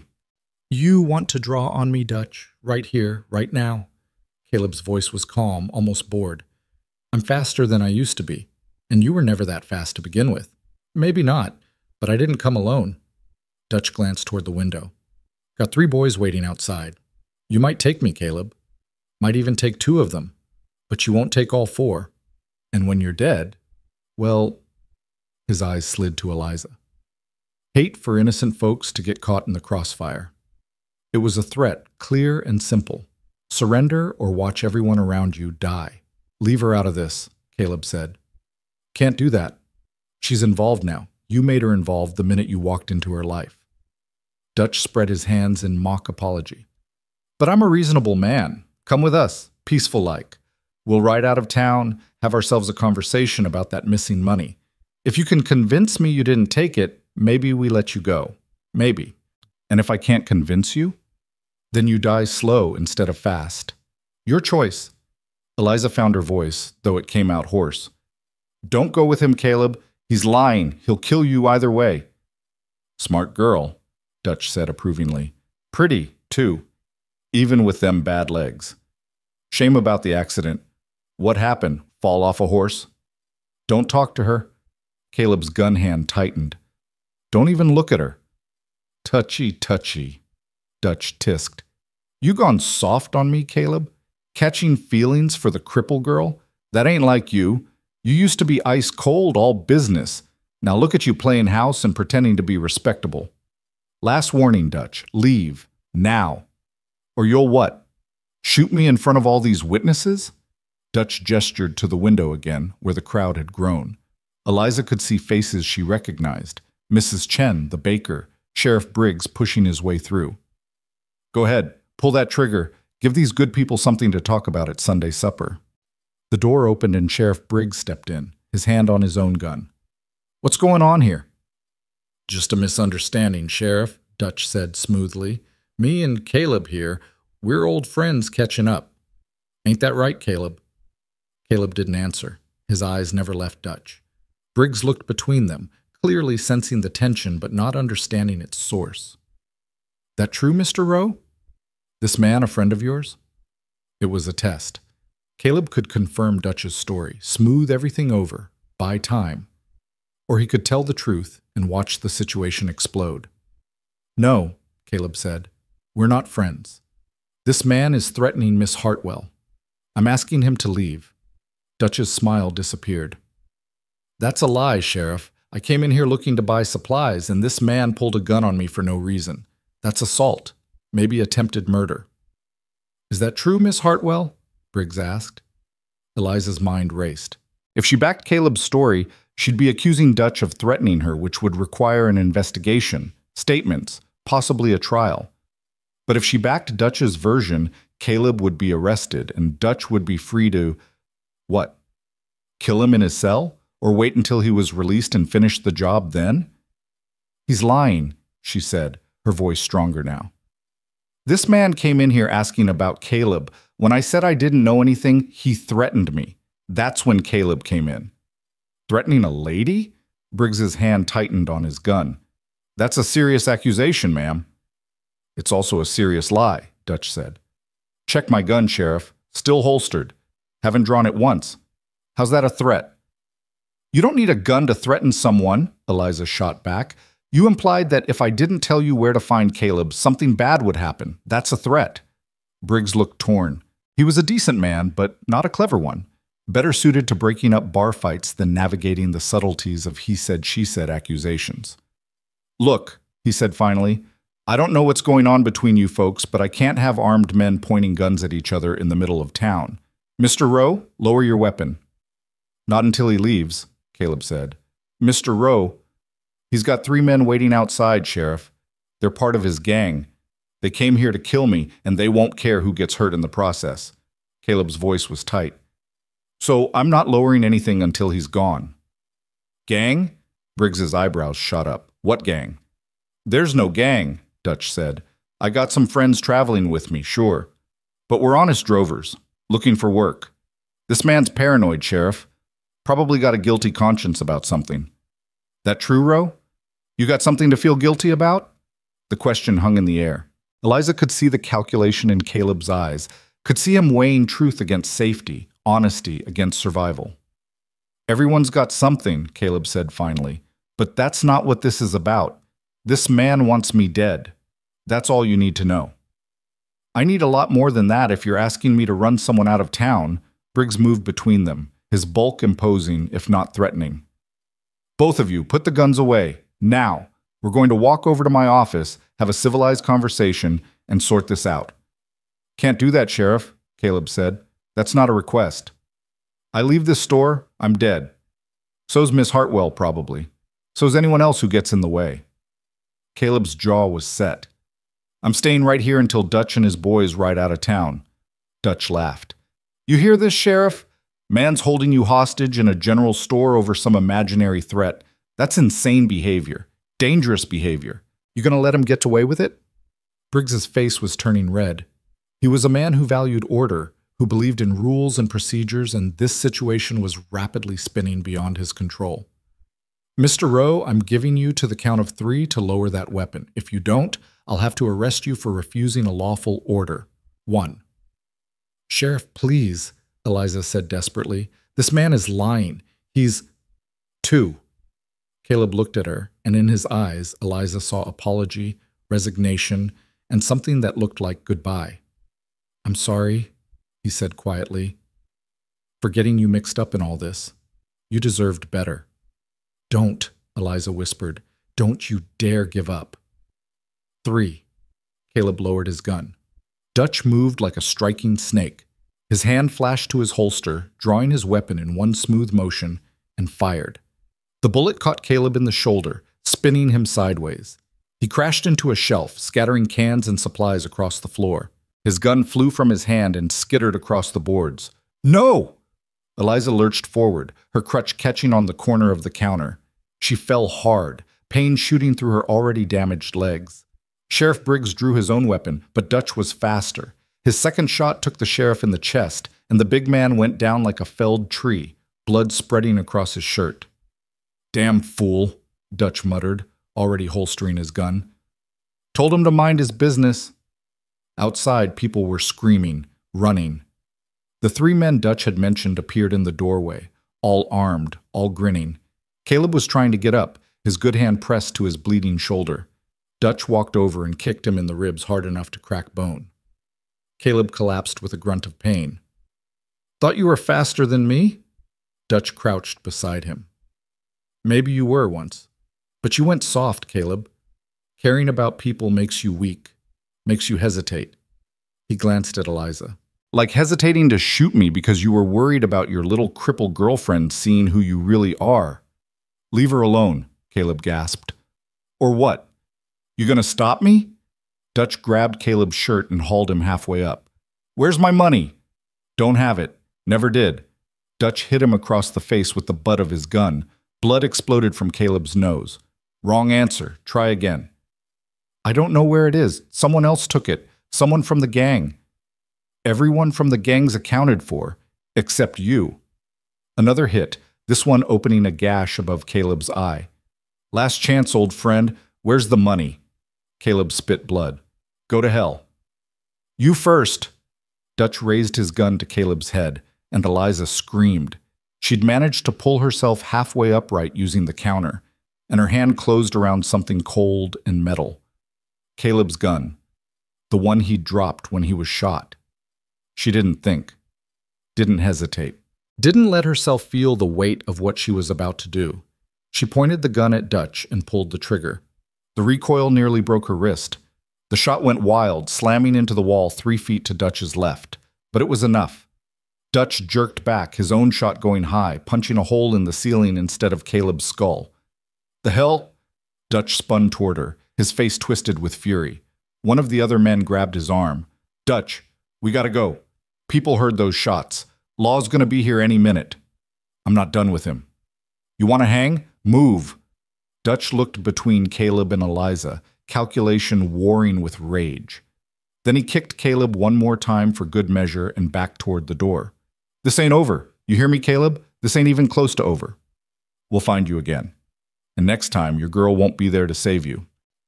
Then they were gone, the sound of their boots on the boardwalk receding, followed by the thunder of hooves as they rode hard out of town. Eliza dropped the gun and crawled to Caleb's side. "Don't you die! You hear me? Don't you dare die!" He coughed, and blood flecked his lips. "Wasn't planning on it." "You were shot. You need a doctor." "So does the sheriff." Caleb tried to sit up, failed, fell back with a groan. "Is he alive?" Eliza crawled to where Sheriff Briggs lay in a spreading pool of blood. She pressed her fingers to his neck, feeling for a pulse. It was there, thready and weak, but there. "He's alive. Barely. Get help. Get Doc Morrison. I'm not leaving you." "Eliza." His voice was weak but firm. "Go." She wanted to argue, wanted to stay, wanted to somehow reverse the last 5 minutes and make everything different. But Caleb was right. If the sheriff died, if they didn't get help immediately, more blood would be on their hands than just what already soaked the floorboards. Using her crutches, Eliza pulled herself upright and hobbled to the door. Outside, the street was chaos. People running, shouting, pointing. She grabbed the nearest person, young Billy Fletcher from the livery stable. "Get Doc Morrison, now. The sheriff's been shot." Billy went white. "Shot? Who?" "Move." He ran. Eliza turned back to the store. Through the window, she could see Caleb lying on the floor, one hand pressed to his shoulder, his face pale as death. She could see Sheriff Briggs's boots, motionless. She could see the destruction, the blood, the evidence of violence that would change everything. Her partnership with Caleb had been built on lies. But in the chaos of the last hour, one truth had crystallized with perfect clarity. She cared about him. More than was wise, more than was safe. And whether he was a thief or a killer, or exactly who he claimed to be, didn't matter as much as the simple fact that he'd stood between her and danger without hesitation. Thomas Blackwood appeared at her elbow. "What happened here?" "Men came looking for Caleb. They shot the sheriff." "And Mr. Rowe?" "He tried to protect me. Protect all of us." She looked at Blackwood. "You wanted proof he was legitimate? There's your proof. A con man wouldn't take a bullet for a crippled girl in a store that's barely profitable." Blackwood's expression was unreadable. "Maybe. Or maybe he's just trying to save his own skin by playing the hero. Think what you want. But if you're sending your telegrams about his credentials, you might want to include the fact that he nearly died defending this town's sheriff." Doc Morrison arrived then, his bag in hand, his face grim. He pushed past them into the store and went immediately to the sheriff, barking orders at the men who'd followed him. "Get me water, get me bandages, get me whiskey, and lots of it." Eliza stood in the doorway watching as Morrison worked, as Caleb was lifted onto a makeshift stretcher and carried out, as the sheriff's massive body was heaved onto another. Both men were alive, but for how long? "Miss Hartwell," Blackwood's voice was quiet. "Those telegrams I sent? The responses came back this morning. Before all this." Her heart stopped. "And?" "Richard Reynolds confirms Caleb Rowe worked for him. So do the other references. Every single one checked out." Blackwood paused. "Which means either your partner is legitimate or he's the most thorough liar I've ever encountered." Eliza said nothing. What could she say? That Caleb was both? That the truth and the lies were so tangled together she couldn't separate them anymore? "The council will meet tomorrow," Blackwood continued. "We'll discuss the matter of the store, the partnership, and what happened here today. Until then, I suggest you get some rest. You look like death warmed over." He walked away, leaving Eliza alone in the doorway of her blood-soaked store. The sun was setting, painting the sky in shades of orange and red. In the distance, she could hear the sounds of Willow Ridge trying to make sense of the violence that had shattered its afternoon. But here, in this moment, there was only silence and the slow drip of blood seeping through the floorboards. Eliza lowered herself to sit on the threshold, her crutches beside her, and put her head in her hands. She didn't cry. Couldn't cry. There was a numbness spreading through her, a cold realization that everything had changed and nothing would ever be the same. Caleb had a past, a dark one, full of violence and theft and men who wanted him dead. And whether he was guilty of what they accused him of or not, that past had followed him here, had put her in danger, had nearly killed them both. The smart thing would be to cut ties. Tell the council the partnership was dissolved. Let Caleb face whatever consequences came from his choices while she salvaged what she could of her own life. But Eliza had never been smart about the things that mattered. She pulled herself upright and limped back into the store. There was blood to clean, a store to salvage. And tomorrow, decisions to make that would determine not just her future, but Caleb's as well. The woman who'd been pitied, dismissed, and deemed worthless by her town had just shot at a man to save another. And somewhere in the violence and chaos, she'd found something she'd lost the day her father died. The will to fight for what was hers, consequences be damned. Eliza spent that night scrubbing blood from the floorboards. She worked by lamplight, her crutches propped against the counter, her damaged legs folded beneath her as she knelt in the spreading stains. The water in her bucket turned pink, then red, then a deep rust color that made her stomach turn. But she kept scrubbing, kept working, because if she stopped, she'd have to think about what had happened, about the gun in her hand and the recoil up her arm and how close she'd come to killing a man. Mrs. Chen found her there at midnight, still scrubbing at stains that would never fully come out. "Miss Eliza." The old woman's voice was gentle. "Come. This can wait until morning." "It can't. The council meets tomorrow. They can't see it like this." Eliza's voice was mechanical, empty. "They'll say I can't run the store, that it's too dangerous, that I need protection." "You do need protection. We all need protection from men like that." Mrs. Chen knelt beside her with a grace that belied her age. She took the brush from Eliza's raw, bleeding hands. "But you won't get it by destroying yourself. Come. I have soup. You will eat, then sleep. I need to finish. You need to rest. Your body has limits, even if your will does not." The old woman's eyes were kind but firm. "The store will still be here tomorrow. The blood will still be here. But if you collapse from exhaustion, who will fight for what you've built?" Eliza looked down at her hands. They were shaking, had been shaking for hours, and she hadn't even noticed. Her legs ached with a deep, grinding pain that meant she'd pushed too hard, done too much. Mrs. Chen was right.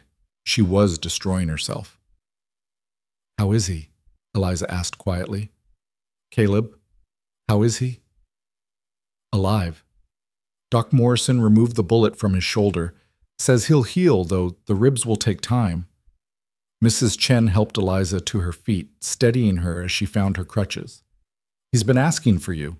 "I can't see him. Not yet." "Why not?" "Because if she saw him, she'd have to confront the truth, have to face what she'd learned about his past, about the men hunting him, about the violence that followed in his wake. Have to decide whether the man who'd stood up for her was worth the danger he brought." "I don't know what to say to him," Eliza admitted. "Then say nothing. Just sit. Sometimes presence is enough." Mrs. Chen guided her toward the door. "Come. Soup first. Then we decide what comes next." They walked through the dark streets to the boarding house, Mrs. Chen supporting Eliza when her legs threatened to give out. The town was quiet, windows dark, everyone locked safely inside. Word had spread fast about the shooting, about the gang that had ridden into Willow Ridge in broad daylight and shot the sheriff in cold blood. People were scared. They should be, Eliza thought, because Dutch and his men would come back. Caleb had known it, had tried to warn them, but no one had listened. And now Sheriff Briggs was fighting for his life while his deputy organized a posse that wouldn't know what to do when they actually found the men they were hunting. At the boarding house, Mrs. Chen led Eliza to the kitchen and sat her at the scarred wooden table. The soup was simple, broth and vegetables and strips of pork, but it was hot and filling. Eliza ate mechanically, not tasting, just consuming fuel her body needed. The council will blame him, Eliza said finally. They'll say Caleb brought this violence to town, that he's dangerous. Are they wrong? The question hit harder than Eliza expected. I don't know. He says he didn't steal the money they're accusing him of. Says he left the gang before that robbery, but Dutch seemed pretty convinced. Men like Dutch are always convinced of something, usually whatever serves them best. Mrs. Chen refilled Eliza's bowl. The question is not whether Caleb has a past. Everyone has a past. The question is whether you believe he is trying to build a different future. Does it matter what I believe? If those men come back, then we fight, or we run. But we do not give up what is ours because evil men make demands. The old woman's eyes were fierce. I came to this country with nothing, Miss Eliza. Nothing but my husband and my daughter and the clothes on our backs. Men told us we were not welcome, told us to go back where we came from. But we stayed. We built. And when men came with threats and torches, we fought. What happened? We lost the laundry, lost our home. My husband, Mrs. Chen's voice went soft. He did not survive, but my daughter did. And she built a new life, a better life, because we did not let evil men decide our worth. Eliza felt tears burning behind her eyes. I'm so tired of fighting. I know, but the fight is not over. Tomorrow the council meets. They will ask you questions. They will demand answers. What will you tell them? The truth, I suppose. That Caleb has a past, that men are hunting him, that he tried to protect the sheriff and nearly died for it. And about the partnership, the documents? Eliza hesitated. The forged papers, the fabricated history, the elaborate lie they'd constructed, all of it could crumble tomorrow under scrutiny. Blackwood's telegrams had verified the references, but that was because Caleb had bribed the telegraph operator in Copper Springs. If the council dug deeper, if they sent investigators to Texas, the whole scheme would collapse. I'll tell them the partnership is real, Eliza said, that Caleb invested money and labor into the store, that we're business partners committed to making it succeed, even if it means lying. Even then, Eliza met Mrs. Chen's eyes. Because the alternative is losing everything my father built, and I won't let that happen. Mrs. Chen nodded slowly. Then you must prepare. The council will try to break you. Blackwood especially. He wants that store, and he will use today's violence as proof you cannot manage it. What do I do? You remind them that violence came to the sheriff's office too, that it came to decent men doing their jobs, that nowhere is safe when evil decides to visit. The old woman stood, began clearing the bowls. And you remind them that you did not run. You did not hide. You picked up a gun and fought back. Eliza thought about that moment. Dutch's weapon pointed at Caleb's head, her hand closing around the gun, the impossible weight of it, the decision made in a fraction of a second. She'd missed, fired wild, but she'd tried. And in trying, she'd saved Caleb's life. I was terrified, she whispered. Courage is not the absence of fear, it is action in spite of it. Mrs. Chen paused at the doorway. Mr. Rowe is upstairs, third door on the left, if you wish to see him. Then she was gone, leaving Eliza alone in the kitchen with her thoughts and her fear and her bone-deep exhaustion. She should go upstairs to the room Mrs. Chen had prepared for her. Should sleep, rest, prepare for tomorrow's battle. But instead she found herself climbing the stairs, her crutches silent on the worn carpet, her heart hammering as she approached the third door on the left. It was slightly ajar. Through the gap she could see lamplight in the edge of a bed. She pushed it open. Caleb lay propped against pillows, his shoulder wrapped in white bandages already seeping red. His face was bruised, one eye swollen nearly shut, his lip split. But he was awake, and when he saw her, something like relief crossed his battered features. Eliza. I shouldn't be here. But she came in anyway, closing the door behind her. It's not proper. Since when do you care about proper? Despite everything, she almost smiled. Fair point. She moved to the chair beside his bed and lowered herself into it, grateful to be off her aching legs. How do you feel? like I got shot and beaten and kicked in the ribs.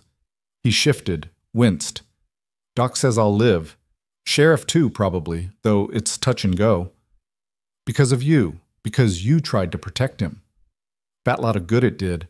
I should have shot Dutch the second he walked through that door. Should have known he wouldn't leave peaceful. Caleb's good hand clenched into a fist. I hesitated.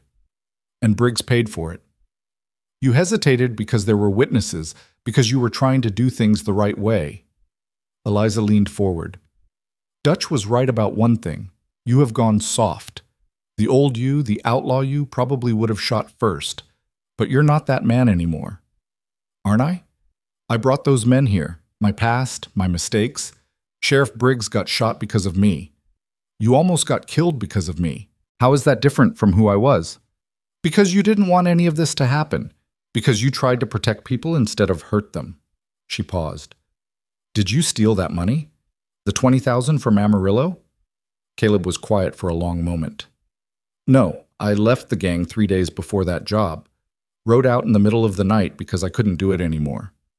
Couldn't keep robbing and killing and pretending it didn't matter. What changed? We hit a bank in Silver City. Small place, barely worth the effort. There was a woman working there, a teller. She had a little girl with her, maybe 5 years old. The girl started crying when we came in with guns. His voice went distant. Dutch told her to shut the kid up.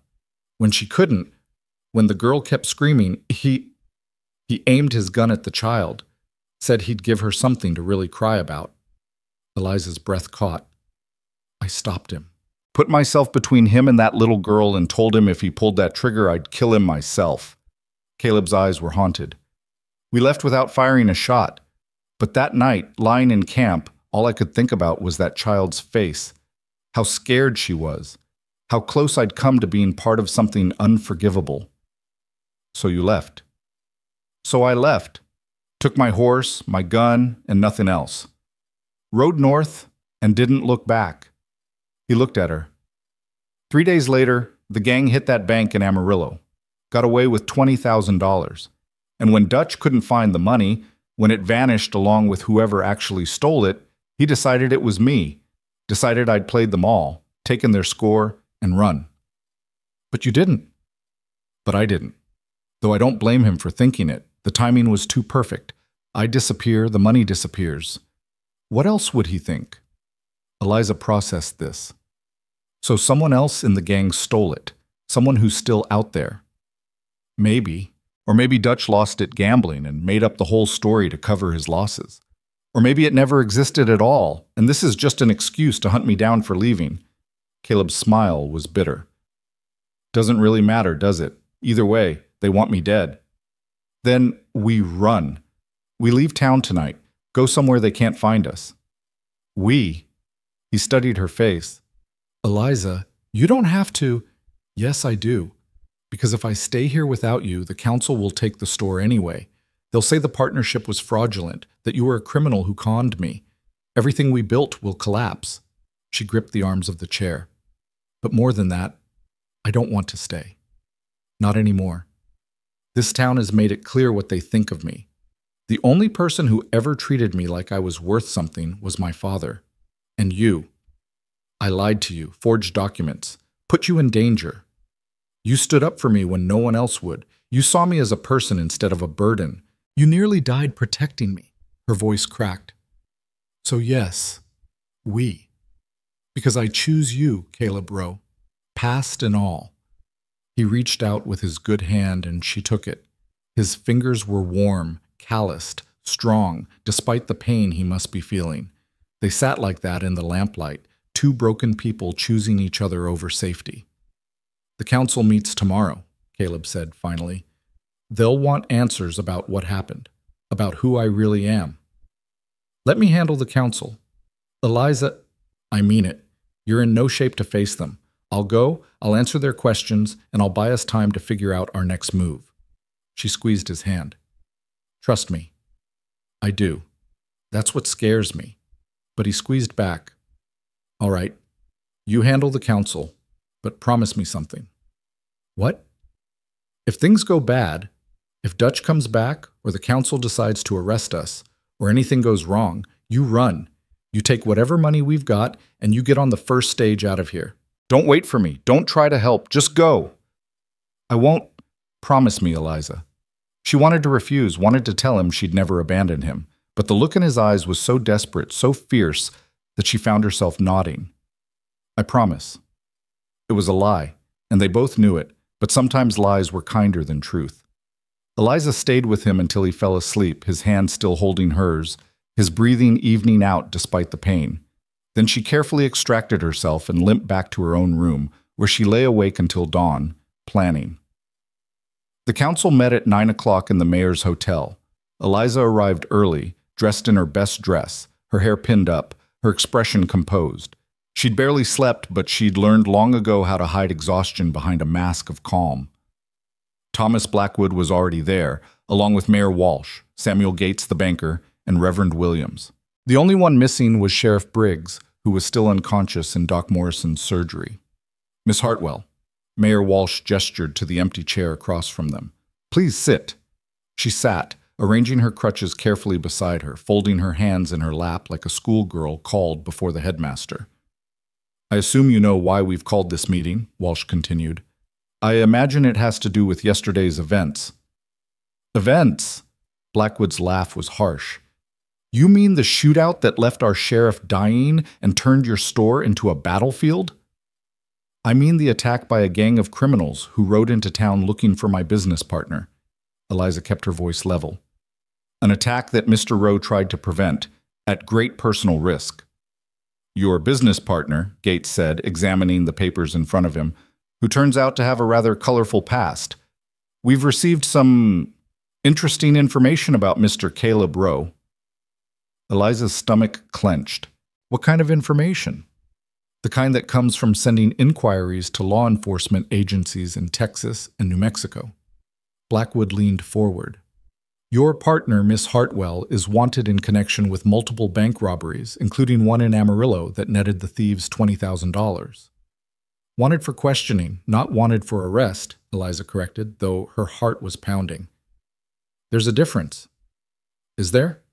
The man who attacked your store yesterday, this Dutch character, he seemed pretty convinced Rowe was involved. Dutch is a known outlaw with a grudge. His conviction means nothing. Perhaps not. But it raises questions about your judgment, Miss Hartwell, about your ability to run a business when you can't even tell a criminal from an honest man. Blackwood's smile was cruel. One might argue that a woman in your condition is particularly vulnerable to manipulation by unscrupulous characters. There it was. The same argument dressed in new clothes. She wasn't capable because she was a woman. She wasn't capable because she was crippled. She wasn't capable because she'd trusted the wrong man. Mr. Rowe's credentials all checked out, Eliza said. His references verified. You confirmed that yourself, Mr. Blackwood. Yes, and now we're questioning how he managed to fabricate such convincing documentation. Telegraph operators can be bribed. Records can be forged. It wouldn't be the first time a con man built a false identity. If Mr. Rowe is such a skilled con man, why would he stay here? Why would he risk his life to protect the sheriff? Why would he take a bullet defending me and this town? Eliza looked at each council member in turn. Con men run when trouble comes. Caleb stayed and fought. Or he had nowhere else to run, Gates suggested. Perhaps he knew Dutch was closing in and decided his best chance of survival was to ingratiate himself with local authorities. Make himself look like a hero so we'd protect him. That's ridiculous. Is it? Because from where I'm sitting, it looks like Caleb Rowe used you, Miss Hartwell. Used your vulnerability, your desperate situation, to build himself a hiding place. And now that his past has caught up with him, we're all in danger. Reverend Williams cleared his throat. There's also the matter of propriety. A young unmarried woman and a man with questionable morals working in close quarters, spending time alone together. Yesterday, Mrs. Chen confirmed that you visited Mr. Rowe's room late at night, unchaperoned. Eliza felt her face flush. I was checking on his condition after he'd been shot. In his bedroom, at midnight. You see how that looks? I see that you're more concerned with the appearance of impropriety than with actual crimes like shooting a sheriff in cold blood. Eliza's voice rose despite her best efforts to stay calm. Dutch and his gang are out there somewhere, planning who knows what, and you're worried about whether I had a chaperone when I visited an injured man's sick room. We're worried about your reputation, Williams said primly, and the town's reputation by extension. This incident has drawn attention. People are talking. They're saying Willow Ridge is harboring criminals, that we're not safe. If word spreads that our general store is run by a fallen woman and her outlaw lover, we are not lovers. The words came out sharper than Eliza intended. We are business partners. Nothing more. Then you won't mind dissolving that partnership, Blackwood said smoothly. Selling the store to someone who can provide proper security and management. We'll make sure you're compensated fairly. Compensated? Eliza laughed, and it sounded slightly unhinged even to her own ears. You mean you'll buy my father's legacy for pennies on the dollar, then run me out of town like you planned from the beginning? We're trying to protect you. You're trying to steal from me. Let's at least be honest about that. She stood, grabbing her crutches, her whole body shaking with rage. My father built that store from nothing. He worked himself to death to give me a future, to give me a place in this world despite my damaged legs. And you want to take it because I had the audacity to fight back when you tried to dispose of me. Miss Hartwell, please sit down, Mayor Walsh said. No, I'm done sitting quietly while you decide my fate. I'm done being treated like a child or an invalid or a burden. Eliza moved toward the door, her crutches striking the floor with sharp cracks. The store is mine. The partnership stands, and if Dutch comes back, we'll deal with him the same way we dealt with him yesterday, with bullets and courage, not cowardice and excuses. If you walk out that door, we'll force a sale, Blackwood threatened. We'll get a court order, have you declared incompetent. You won't have a choice. Eliza turned to face him. Then do it.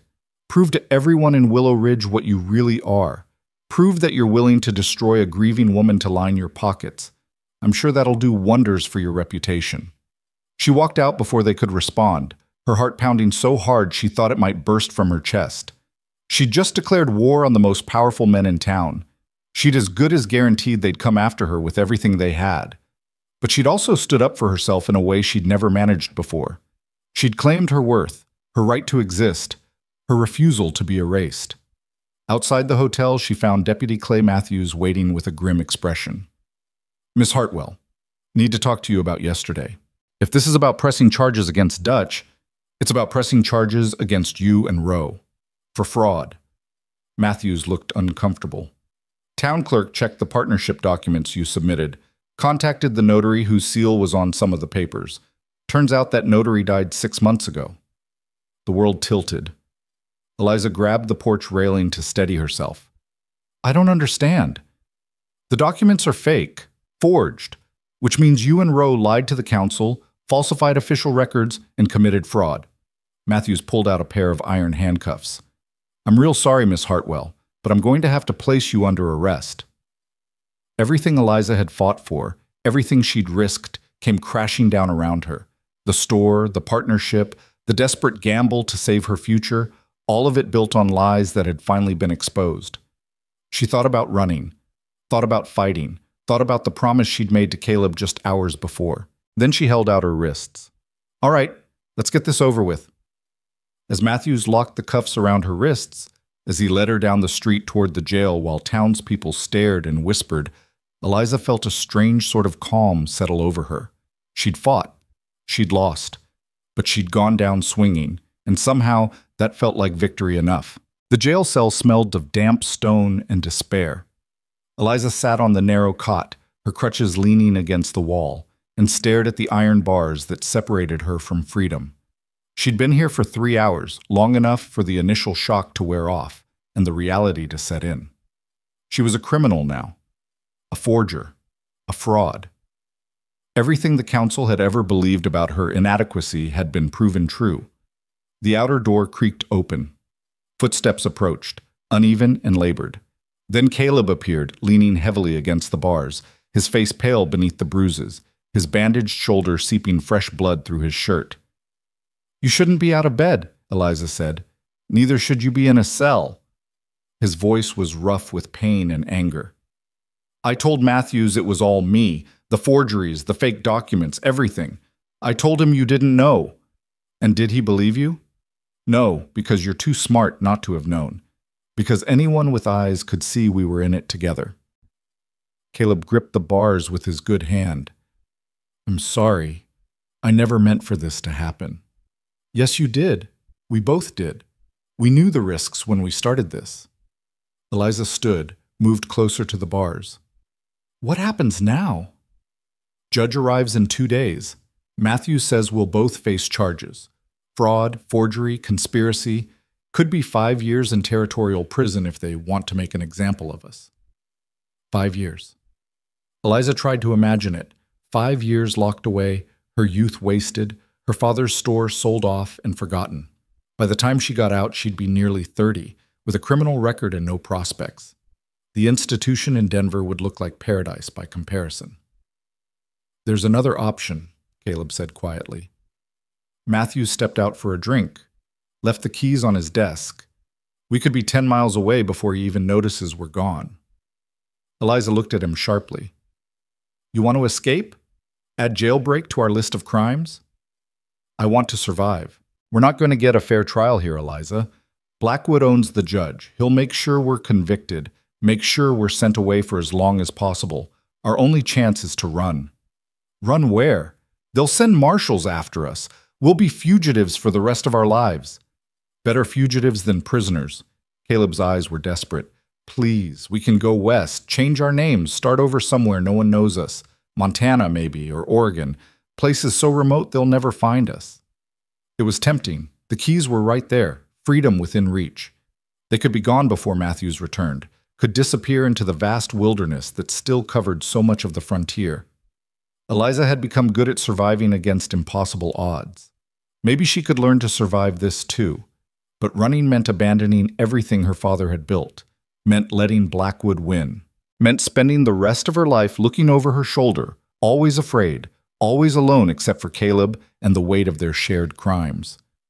No, she said softly. I'm not running. Eliza. I'm tired of running, tired of hiding, tired of letting other people decide what I'm worth. She moved closer to the bars until only inches separated them. You should go, take the keys, take your horse, ride as far as you can, but I'm staying to face this. You'll go to prison. Maybe. Or maybe I'll fight. Maybe I'll make so much noise that Blackwood can't bury me quietly. Maybe I'll force this town to look at what they're doing and actually see it. Her voice strengthened. I shot at a man yesterday, Caleb. First time in my life I've ever fired a gun. And you know what I felt? Power, control, choice. I'm not giving that up to run and hide. Caleb stared at her for a long moment. Then slowly, he smiled. It was a broken, bloody thing, but real. You're either the bravest woman I've ever met or the craziest. Can it be both? Yeah, I suppose it can. He reached through the bars and took her hand. All right, we stay, we fight, but we do it smart. We need leverage, something to make Blackwood back down. Like what? He has all the power here. Not all of it. He's got secrets, too. Every man like that does. Caleb's expression turned calculating.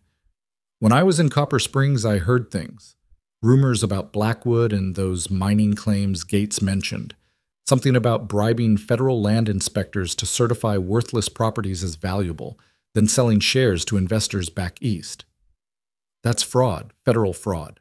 Exactly. If we can prove it, if we can show the council that their upstanding businessman is as dirty as we are, maybe we can force a stalemate.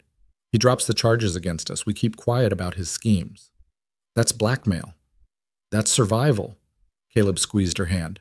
You said you wanted to fight. This is how we fight. Before Eliza could respond, the outer door banged open. Deputy Matthews stumbled in, smelling of whiskey, his eyes unfocused. Behind him came someone Eliza never expected to see taking her side.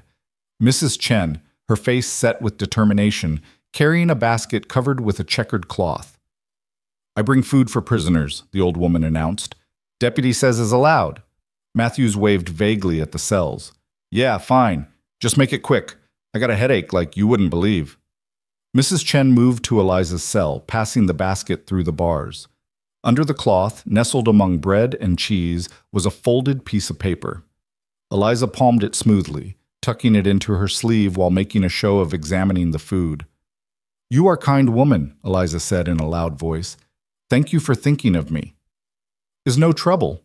Everyone deserves kindness, even those who make mistakes, Mrs. Chen's eyes flicked meaningfully to Matthews, then back to Eliza. "I tell others in town about your situation. Many people not happy about arrest. Many people think counsel is too harsh. That's nice of them, but I don't think public opinion will help much." "You would be surprised what public opinion can do." Mrs. Chen patted her hand through the bars. "Have faith, Miss Eliza. Truth has a way of coming to light." After she left, after Matthews had settled back at his desk with his bottle, Eliza carefully unfolded the paper. It was a document, old and water-stained, but the words were clear enough. A contract between Thomas Blackwood and a federal land inspector named Horace Turnbull, dated 2 years prior. In exchange for $500, Turnbull had agreed to certify 3 mining claims as containing high-grade silver ore, despite evidence to the contrary. At the bottom of the page was Blackwood's signature, bold and undeniable. Eliza looked up to find Caleb watching her, his expression questioning. She turned the paper so he could see it through the bars.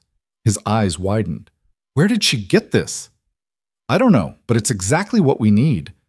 Eliza's mind was already racing ahead. "If we give this to Mayor Walsh, show him that Blackwood has been defrauding investors. Walsh might be in on it. Gates, too. They could all be profiting from those fake mining claims." Caleb thought for a moment. "We need to go higher, federal authorities, the territorial marshal." "Who won't arrive for weeks? We don't have weeks. The judge comes in 2 days." They sat in frustrated silence, so close to having leverage but unable to use it. The document was worthless if they couldn't get it to someone who'd act on it, and everyone with power in Willow Ridge was either corrupt or compromised. Then Eliza remembered something. The telegraph. "We can send a wire to the territorial capital, to the marshal's office. Tell them about the fraud. Tell them we have evidence.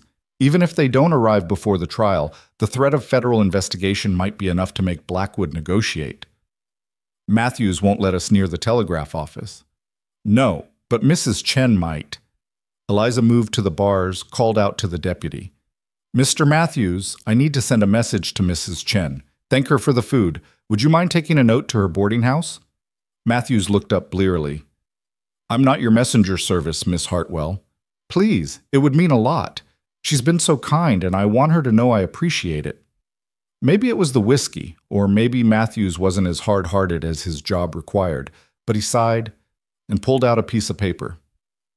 "Make it quick, and don't try anything clever." Eliza wrote carefully, her message innocuous on the surface, but clear to anyone who knew to read between the lines. She thanked Mrs. Chen for her kindness, mentioned how the bread reminded her of her father's favorite meals, and noted that she hoped someone would send word to her family about her arrest, particularly her cousin Martha, in the territorial capital who worked near the marshal's office. Eliza had no cousin Martha, but Mrs. Chen would understand. She'd proven herself far more resourceful than anyone gave her credit for. Matthews took the note without reading it carefully and left, muttering about needing fresh air. The moment he was gone, Caleb spoke urgently through the bars. "This is a long shot. Even if Mrs. Chen understands, even if she sends the telegram, the marshal might not care, might think it's a desperate ploy by criminals trying to avoid conviction." "It is a desperate ploy by criminals trying to avoid conviction," Eliza pointed out. "That doesn't make it wrong. Blackwood has been stealing from people for years. He deserves to be exposed. And if exposing him doesn't save us? If the judge convicts us anyway?"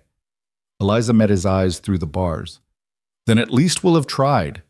At least we'll have fought back instead of just accepting our fate. That's worth something, isn't it?" "Yeah," Caleb said quietly. "It is." The next day crawled by with agonizing slowness. Matthews brought food, brought water, ignored Eliza's questions about whether any telegrams had been sent or received. The town beyond the jail went about its business, and through the small barred window, Eliza could see people passing, some curious, some sympathetic, most just indifferent to the fate of the crippled girl who'd finally proven she was as incompetent as they'd always believed. But as afternoon bled into evening, something changed. The foot traffic increased. Voices rose in argument outside the jail. Then the door burst open and Thomas Blackwood stormed in, his face purple with rage, followed by Mayor Walsh and a pale, frightened-looking man Eliza didn't recognize. "Where is it?" Blackwood demanded, gripping the bars of her cell. "Where's the document?" Eliza kept her expression neutral. "I don't know what you're talking about." "Don't play games with me, girl. Someone sent a telegram to the territorial marshal claiming I've been involved in land fraud. They mentioned a contract with Horace Turnbull." He shook the bars. "That contract was destroyed. I watched it burn 2 years ago. So how did you get a copy?" "I didn't get anything. I've been in this cell for a day and a half. How would I get documents?" Blackwood turned to Matthews. "Who's visited her? Who's been in this jail?" "Just Mrs. Chen bringing food, and Roe, but he didn't pass her anything. I was watching." Matthews looked nervous. "What's this about fraud, Mr. Blackwood?" "Nothing that concerns you. This is a private business matter." But Blackwood's eyes were desperate now, cornered. "The marshal is sending an investigator. He'll be here in 3 days. I need that document before he arrives."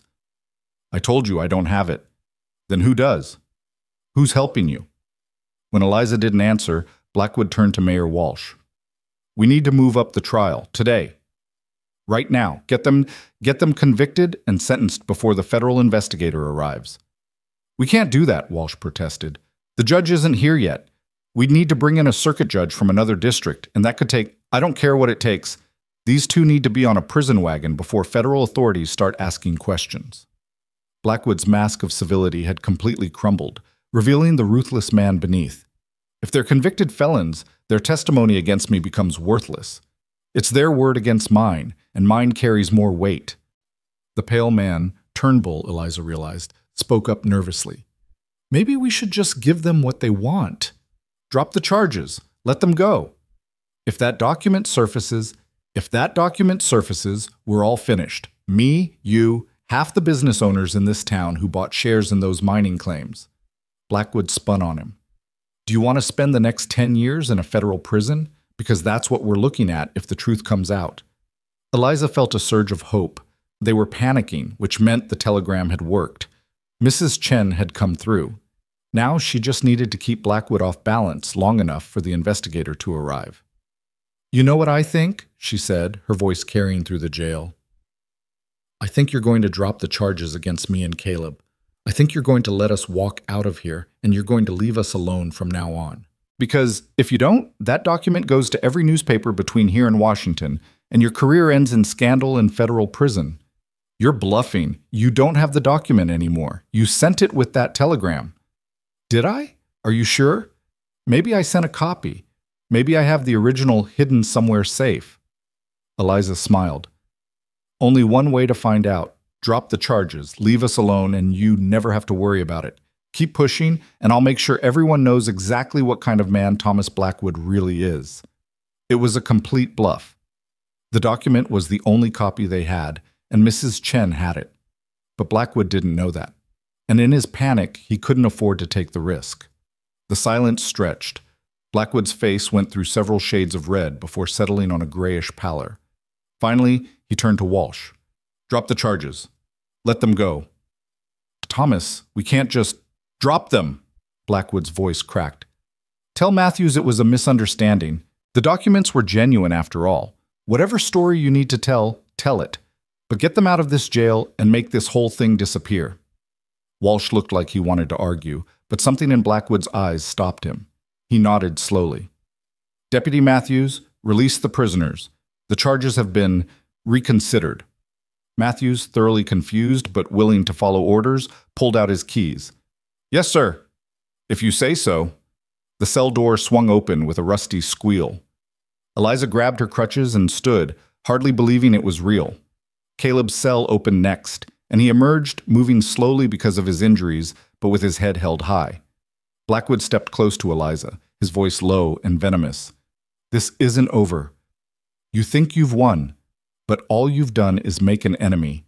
I'll destroy you eventually. It might take months or years, but I'll find a way."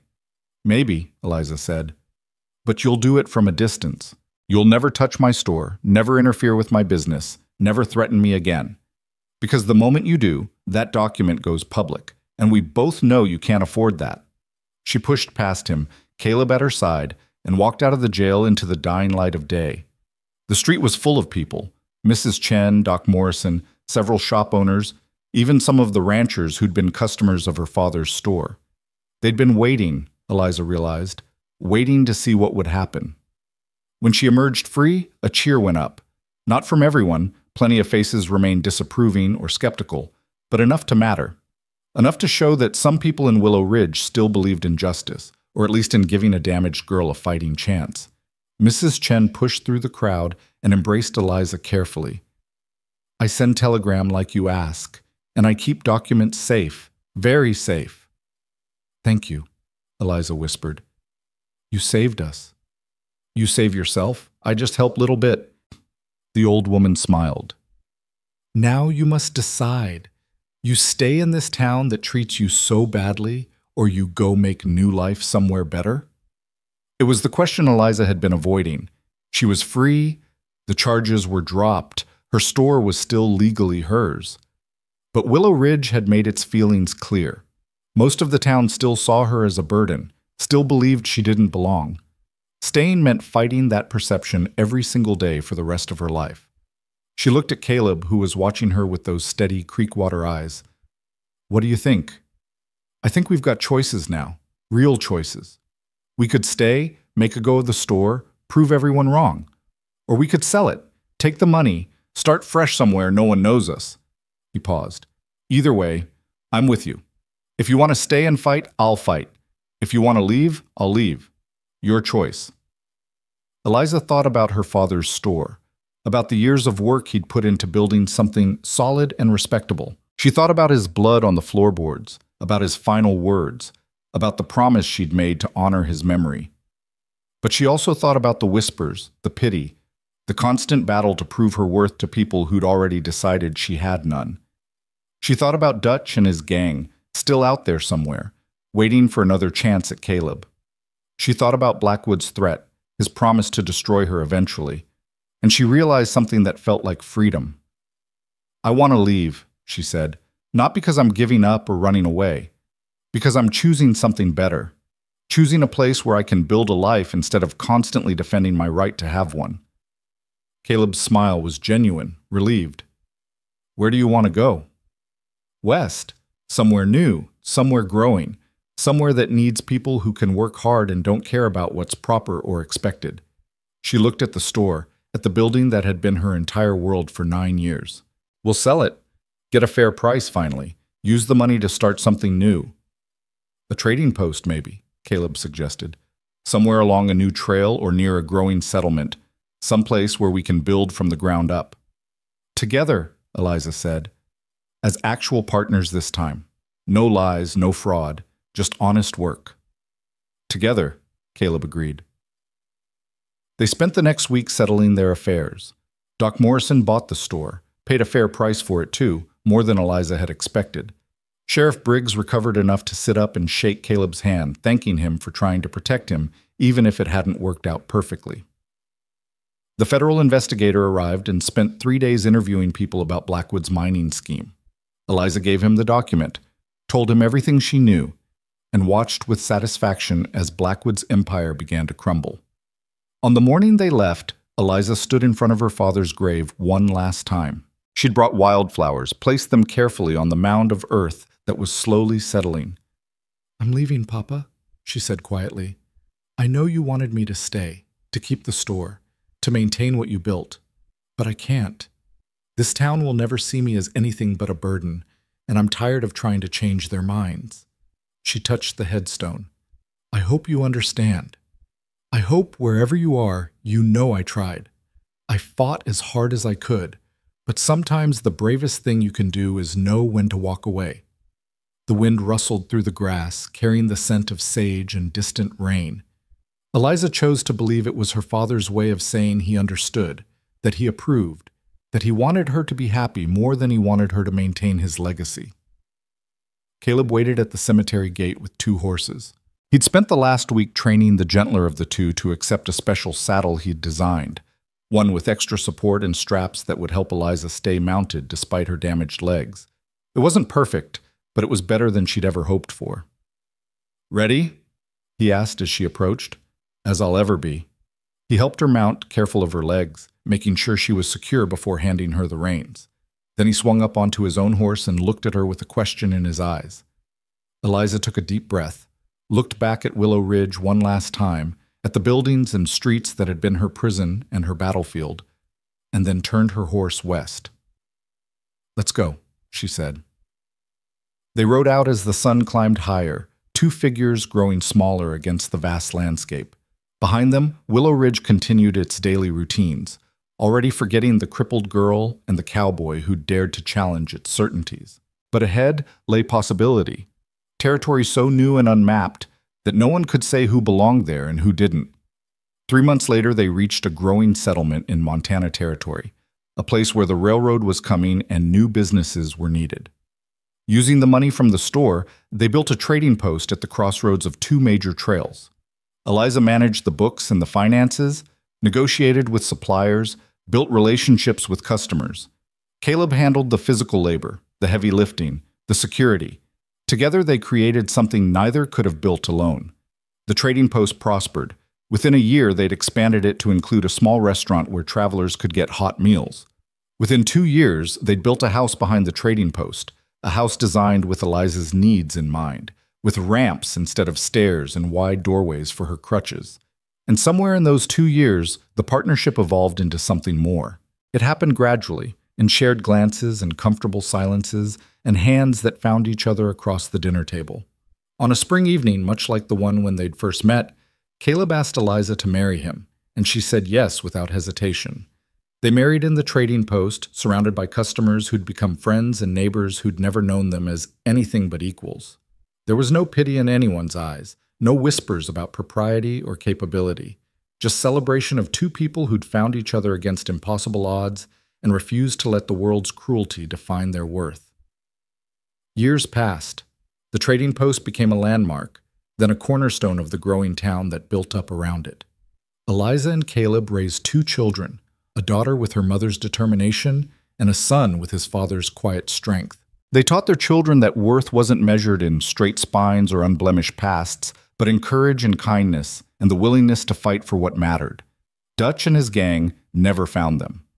Either they'd given up the search or met their end somewhere on the lawless frontier. Eliza preferred not to know. That chapter of their lives was closed, and she had no desire to reopen it. Sometimes, late at night when the children were asleep and the trading post was quiet, Eliza would sit on the porch with Caleb and watch the stars. On those nights, she'd think about her father, about Willow Ridge, about the girl she'd been who thought her broken legs defined her entire existence. "Do you ever regret it?" Caleb asked one such night. "Leaving everything behind?" Eliza considered the question. She thought about the store, about her father's grave, about the life she might have had if she'd stayed and fought. Then she looked at her home, her family, her thriving business, her partner who'd become her husband. "No," she said, "I don't regret it at all, because the girl nobody wanted became the woman who chose her own future, and that's worth more than any store or any town's approval." Caleb took her hand, laced his fingers through hers. "I'm glad you chose me. I'm glad you stopped running long enough for me to catch you." They sat in comfortable silence, 2 people who'd been broken and discarded by the world they'd left behind, but who'd found redemption in building something new. The frontier was hard and unforgiving, but it was also honest. It didn't care about Eliza's legs or Caleb's past. It cared only about what they could create with their minds and their hands and their stubborn refusal to quit. In the distance, a coyote howled. The wind carried the scent of pine and possibility. And Eliza Hartwell Rowe, the crippled girl who'd become a woman of substance and strength, smiled in the darkness and knew she was exactly where she belonged. Not because someone else had decided her worth, but because she'd claimed it herself. Not because the world had made space for her, but because she'd carved out that space with her own 2 hands. Not because someone had rescued her, but because she'd chosen to ride forward anyway. The cowboy had placed her on his horse and ridden away from everything that had tried to destroy her. But in the end, it was Eliza who'd saved herself. And that made all the difference.